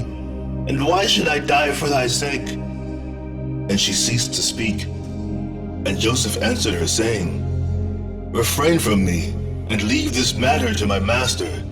Behold, my master knoweth not what there is with me in the house, for all that belongeth to him he has delivered into my hand. And how shall I do these things in my master's house? For he hath also greatly honored me in his house, and he hath also made me overseer over his house, and he hath exalted me, and there is no one greater in this house than I am. And my master hath refrained nothing from me, excepting thee, who art his wife. How then canst thou speak these words unto me? And how can I do this great evil and sin to God and to thy husband? Now therefore refrain from me, and speak no more such words as these, for I will not hearken to thy words. But Zelicah would not hearken to Joseph when he spoke these words unto her, but she daily enticed him to listen to her. And it was after this that the brook of Egypt was filled above all its sides, and all the inhabitants of Egypt went forth, and also the king and princes went forth with timbrels and dances, for it was a great rejoicing in Egypt, and a holiday at the time of the inundation of the sea Sihor, and they went there to rejoice all the day. And when the Egyptians went out to the river to rejoice, as was their custom, all the people of the house of Potiphar went with them, but Zelicah would not go with them, for she said, I am indisposed. And she remained alone in the house, and no other person was with her in the house. And she rose up and ascended to her temple in the house, and dressed herself in princely garments, and she placed upon her head precious stones of onyx stones, inlaid with silver and gold, and she beautified her face and skin with all sorts of women's purifying liquids, and she perfumed the temple and the house with cassia and frankincense, and she spread myrrh and aloes, and she afterwards sat in the entrance of the temple in the passage of the house through which Joseph passed to do his work. And behold, Joseph came from the field and entered the house to do his master's work. And when he came to the place through which he had to pass, and he saw all the work of Zelicah, he turned back. And Zelicah saw Joseph turning back from her, and she called out to him, saying, What aileth thee, Joseph? Come to thy work, and behold, I will make room for thee, until thou shalt have passed to thy seat. And Joseph returned and came to the house, and passed from thence to the place of his seat. And he sat down to do his master's work as usual. And behold, Zelicah came to him, and stood before him in princely garments, and the scent of her clothes was spread to a distance. And she hastened, and caught hold of Joseph and his garments, and she said unto him, As the king liveth, if thou wilt not perform my request, thou shalt die this day.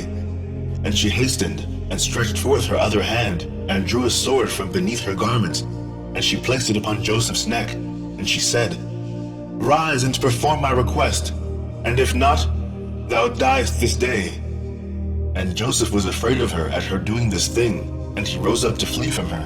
And she seized the front of his garments, and in the terror of his flight, the garment which Zelicah seized was torn. And Joseph left the garment in the hand of Zelicah, and he fled and got out, for he was in fear.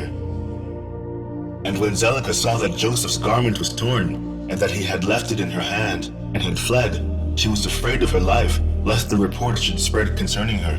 And she rose up, and acted with cunning, and put off the garment in which she was dressed, and she put on her other garments. And she took Joseph's garment, and she laid it beside her, and she went and seated herself in the place where she had sat in her illness, before the people of her house had gone out to the river. And she called the young lad who was in the house, and she ordered him to call the people of her house to her. And when she saw them, she said unto them with a loud voice in lamentation, See what a Hebrew your master has brought to me in the house, for he came this day to lie with me. For when you had gone out, he came to the house, and seeing that there was no person in the house, he came unto me, and caught hold of me with intent to lie with me. And I seized his garments, and tore them, and called out against him with a loud voice. And when I had lifted up my voice, he was afraid of his life, and left his garment before me, and fled. And the people of her house spoke nothing, but their wrath was very much kindled against Joseph. And they went to his master, and told him the words of his wile.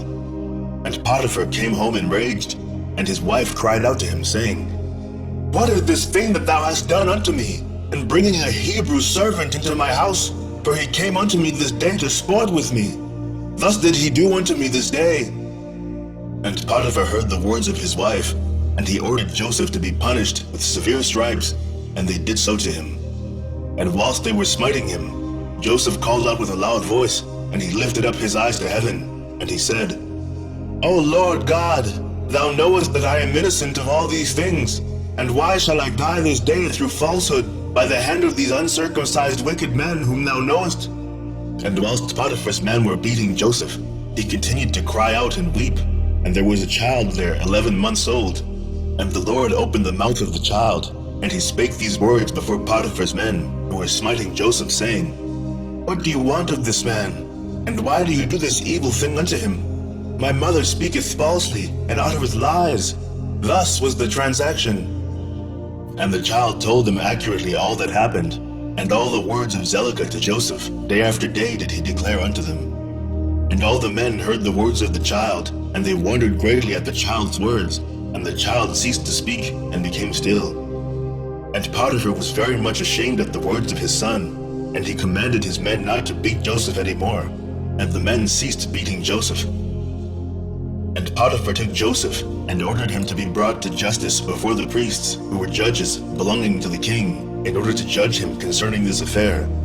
And Potiphar and Joseph came before the priests, who were the king's judges, and he said unto them, Decide, I pray you, what judgment is due to a servant, for thus has he done. And the priests said unto Joseph, Why didst thou do this thing to thy master? And Joseph answered them, saying, Not so, my lords. Thus was the matter. And Potiphar said unto Joseph, Surely I entrusted in thy hands all that belonged to me, and I withheld nothing from thee but my wife. And how couldst thou do this evil? And Joseph answered, saying, Not so, my lord. As the Lord liveth, and as thy soul liveth, my lord, the word which thou didst hear from thy wife is untrue, for thus was the affair this day. A year has elapsed to me since I have been in thy house. Hast thou seen any iniquity in me, or anything which might cause thee to demand my life? And the priest said unto Potiphar, Send, we pray thee, and let them bring before us Joseph's torn garment, and let us see the tear in it. And if it shall be that the tear is in the front of the garment, then his face must have been opposite to her, and she must have caught hold of him to come to her. And with deceit did thy wife do all that she has spoken. And they brought Joseph's garment before the priests, who were judges. And they saw, and behold, the tear was in the front of Joseph. And all the judging priests knew that she had oppressed him. And they said, The judgment of death is not due to the slave, for he has done nothing. But his judgment is, that he be placed in the prison house on account of the report, which through him has gone forth against thy wife. And Potiphar heard their words, and he placed him in the prison house, the place where the king's prisoners are confined. And Joseph was in the house of confinement 12 years. And notwithstanding this, his master's wife did not turn from him, and she did not cease from speaking to him day after day to hearken to her. And at the end of 3 months, Zelicah continued going to Joseph to the house of confinement day by day, and she enticed him to hearken to her. And Zelicah said unto Joseph, How long wilt thou remain in this house? But hearken now to my voice, and I will bring thee out of this house. And Joseph answered her, saying, It is better for me to remain in this house than to hearken to thy words, to sin against God. And she said unto him, If thou wilt not perform my wish, I will pluck out thine eyes, add fetters to thy feet, and will deliver thee into the hands of them whom thou didst not know before. And Joseph answered her and said, Behold, the God of the whole earth is able to deliver me from all that thou canst do unto me. For he openeth the eyes of the blind, and looseth them that are bound, and preserveth all strangers who are unacquainted with the land. And when Zelicah was unable to persuade Joseph to hearken to her, she left off going to entice him. And Joseph was still confined in the house of confinement. And Jacob, the father of Joseph, and all his brethren who were in the land of Canaan, still mourned and wept in those days on account of Joseph. For Jacob refused to be comforted for his son Joseph. And Jacob cried aloud, and wept and mourned all those days. Chapter 45. And it was at that time, in that year, which is the year of Joseph's going down to Egypt, after his brothers had sold him, that Reuben, the son of Jacob, went to Timnah, and took unto him for a wife Eliaram, the daughter of Avi, the Canaanite. And he came to her. And Eliaram, the wife of Reuben, conceived and bare him Hanok, Palu, Ketzron, and Carmi, 4 sons. And Simeon his brother took his sister Dinah for a wife, and she bare unto him Memuel, Yamin, Ohad, Jachin, and Zochar, 5 sons. And he afterward came to Bunah, the Canaanitish woman, the same as Bunah, whom Simeon took captive from the city of Shechem. And Bunah was before Dinah, and attended upon her. And Simeon came to her, and she bare unto him Saul. And Judah went at that time to Adullam, and he came to a man of Adullam, and his name was Hira. And Judah saw there the daughter of a man from Canaan, and her name was Eliath, the daughter of Shua. And he took her, and came to her. And Eliath bare unto Judah Onan, and Shiloh, 3 sons. And Levi and Issachar went to the land of the east, and they took unto themselves for wives the daughters of Jobab, the son of Joktan, the son of Eber. And Jobab, the son of Joktan, had 2 daughters. The name of the elder was Adinah, and the name of the younger was Arida. And Levi took Adinah, and Issachar took Arida, and they came to the land of Canaan, to their father's house. And Adinah bare unto Levi Gershon, Kehath, and Merari, 3 sons. And Arida bare unto Issachar Tola, Puvah, Job, and Shamron, 4 sons. And Dan went to the land of Moab, and took for a wife Aphleleth, the daughter of Chamudan the Moabite. And he brought her to the land of Canaan. And Aphleleth was barren, she had no offspring. And God afterward remembered Aphleleth, the wife of Dan, and she conceived and bare a son. And she called his name Cushim. And Gad and Naphtali went to Haran, and took from thence the daughters of Ammuram, the son of Uz, the son of Nahor, for wives. And these are the names of the daughters of Ammuram. The name of the elder was Merima, and the name of the younger was Uzith. And Naphtali took Merima, and Gad took Uzith, and brought them to the land of Canaan, to their father's house. And Merima bare unto Naphtali Yaxiel, Guni, Jazer, and Shalem, 4 sons. And Uzith bare unto Gad Zephion, Chagai, Shunai, Esbon, Eri, Eridi, and Areli, 7 sons. And Asher went forth, and took Adon, the daughter of Aphlal, the son of Hadad, the son of Ishmael, for a wife, and he brought her to the land of Canaan. And Adon, the wife of Asher, died in those days. She had no offspring. And it was after the death of Adon that Asher went to the other side of the river, and took for a wife Hadurah, the daughter of Abimael, the son of Eber, the son of Shem. And the young woman was of a comely appearance, and a woman of sense, and she had been the wife of Malchiel, the son of Elam, the son of Shem. And Hadurah bare a daughter unto Malchiel, and he called her name Sirach. And Malchiel died after this, and Hadurah went and remained in her father's house. And after the death of the wife at Asher, he went and took Hadurah for a wife, and brought her to the land of Canaan. And Sirach, her daughter, he also brought with them.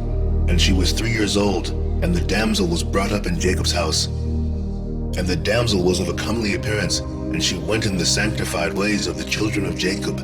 She lacked nothing. And the Lord gave her wisdom and understanding. And Hadurah, the wife of Asher, conceived and bare unto him Yimnah, Yishva, Yishvi, and Beriah, 4 sons.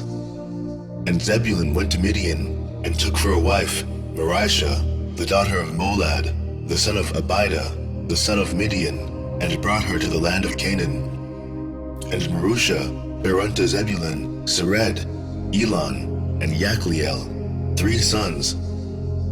And Jacob sent to Aram, the son of Zoba, the son of Terah, and he took for his son Benjamin Mechaliah, the daughter of Aram, and she came to the land of Canaan, to the house of Jacob. And Benjamin was 10 years old when he took Mechaliah, the daughter of Aram, for a wife. And Mechaliah conceived and bare unto Benjamin Bela, Basher, Ashbel, Gera, and Naaman, 5 sons. And Benjamin went afterward and took for a wife Arabath, the daughter of Shamron, the son of Abraham, in addition to his first wife, and he was 18 years old. And Arabath bare unto Benjamin Akai, Vash, Mupim, Chupim, and Ord, 5 sons. And in those days, Judah went to the house of Shem, and took Tamar, the daughter of Elam, the son of Shem, for a wife for his firstborn, And Ur came to his wife Tamar, and she became his wife. And when he came to her, he outwardly destroyed his seed, and his work was evil in the sight of the Lord, and the Lord slew him. And it was after the death of Ur, Judah's firstborn, that Judah said unto Onan, Go to thy brother's wife, and marry her as the next of kin, and raise up seed to thy brother. And Onan took Tamar for a wife, and he came to her. And Onan also did like unto the work of his brother, and his work was evil in the sight of the Lord, and he slew him also. And when Onan died, Judah said unto Tamar, Remain in thy father's house, until my son Shiloh shall have grown up. And Judah did no more delight in Tamar, to give her unto Shiloh, for he said, Peradventure he will also die like his brothers. And Tamar rose up, and went and remained in her father's house, and Tamar was in her father's house for some time. And at the revolution of the year, Eliath, the wife of Judah, died, and Judah was comforted for his wife. And after the death of Eliath, Judah went up with his friend Hira to Timnah to shear their sheep. And Tamar heard that Judah had gone up to Timnah to shear the sheep, and that Shiloh was grown up, and Judah did not delight in her. And Tamar rose up, and put off the garments of her widowhood, and she put a veil upon her, and she entirely covered herself. And she went and sat in the public thoroughfare, which is upon the road to Timnah. And Judah passed, and saw her, and took her, and he came to her, and she conceived by him. And at the time of being delivered, behold, there were twins in her womb. And he called the name of the first Perez, and the name of the second Zara. Chapter 46. In those days, Joseph was still confined in the prison house in the land of Egypt. At that time, the attendants of Pharaoh were standing before him, the chief of the butlers and the chief of the bakers, which belonged to the king of Egypt. And the butler took wine and placed it before the king to drink, and the baker placed bread before the king to eat. And the king drank of the wine and ate of the bread, he and his servants and ministers that ate at the king's table. And whilst they were eating and drinking, the butler and the baker remained there. And Pharaoh's ministers found many flies in the wine which the butler had brought, and stones of niter were found in the baker's bread. And the captain of the guard placed Joseph as an attendant on Pharaoh's officers, and Pharaoh's officers were in confinement 1 year. And at the end of the year, they both dreamed dreams in one night, in the place of confinement where they were. And in the morning Joseph came to them to attend upon them as usual, and he saw them, and behold, their countenances were dejected and sad. And Joseph asked them, Why are your countenances sad and dejected this day? And they said unto him, We dreamed a dream, and there is no one to interpret it. And Joseph said unto them, Relate, I pray you, your dream unto me, and God shall give you an answer of peace as you desire. And the butler related his dream unto Joseph, and he said, I saw in my dream, and behold, a large vine was before me, and upon that vine I saw 3 branches, and the vine speedily blossomed, and reached a great height, and its clusters were ripened and became grapes. And I took the grapes, and pressed them in a cup, and I placed it in Pharaoh's hand, and he drank. And Joseph said unto him, The 3 branches that were upon the vine are 3 days. Yet within 3 days the king will order thee to be brought out, and he will restore thee to thy office. And thou shalt give the king his wine to drink, as at first, when thou wast his butler. But let me find favor in thy sight, that thou shalt remember me to Pharaoh, when it will be well with thee, and do kindness unto me, and get me brought forth from this prison, for I was stolen away from the land of Canaan, and was sold for a slave in this place. And also that which was told to thee concerning my master's wife is false, for they placed me in this dungeon for naught. And the butler answered Joseph, saying, If the king deal well with me as at first, as thou last interpreted to me, I will do all that thou desirest, and get thee brought out of this dungeon. And the baker, seeing that Joseph had accurately interpreted the butler's dream, also approached, and related the whole of his dream to Joseph. And he said unto him, In my dream I saw, and behold, 3 white baskets upon my head. And I looked, and behold, there were in the uppermost basket all manner of baked meats for Pharaoh, and behold, the birds were eating them from off my head. And Joseph said unto him, The 3 baskets which thou didst see are 3 days, yet within 3 days Pharaoh will take off thy head, and hang thee upon a tree, and the birds will eat thy flesh from off thee, as thou sawest in thy dream.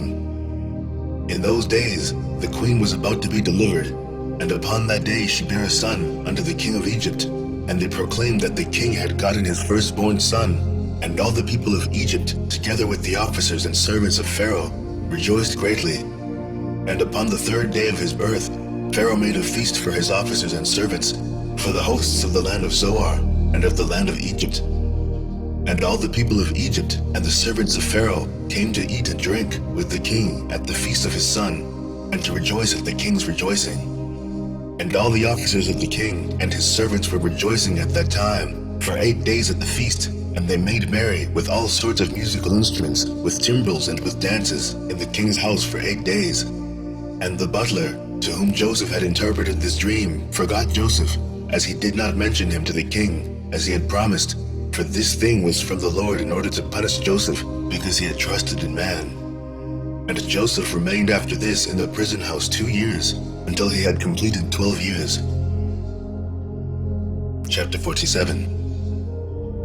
And Isaac, the son of Abraham, was still living in those days in the land of Canaan. He was very aged, 180 years old, and Esau his son, the brother of Jacob, was in the land of Edom, and he and his sons had possessions in it amongst the children of Seir. And Esau heard that his father's time was drawing nigh to die, and he and his sons and household came unto the land of Canaan, unto his father's house. And Jacob and his sons went forth from the place where they dwelt in Hebron, and they all came to their father Isaac, and they found Esau and his sons in the tent. And Jacob and his sons sat before his father Isaac, and Jacob was still mourning for his son Joseph. And Isaac said unto Jacob, Bring me hither thy sons, and I will bless them. And Jacob brought his 11 children before his father Isaac. And Isaac placed his hands upon all the sons of Jacob, and he took hold of them, and embraced them, and kissed them one by one. And Isaac blessed them on that day, and he said unto them, May the God of your fathers bless you, and increase your seed like the stars of heaven for number. And Isaac also blessed the sons of Esau, saying, May God cause you to be a dread and a terror to all that will behold you, and to all your enemies. And Isaac called Jacob and his sons, and they all came and sat before Isaac. And Isaac said unto Jacob, The Lord God of the whole earth said unto me, Unto thy seed will I give this land for an inheritance, if thy children keep my statutes and my ways, and I will perform unto them the oath which I swore unto thy father Abraham.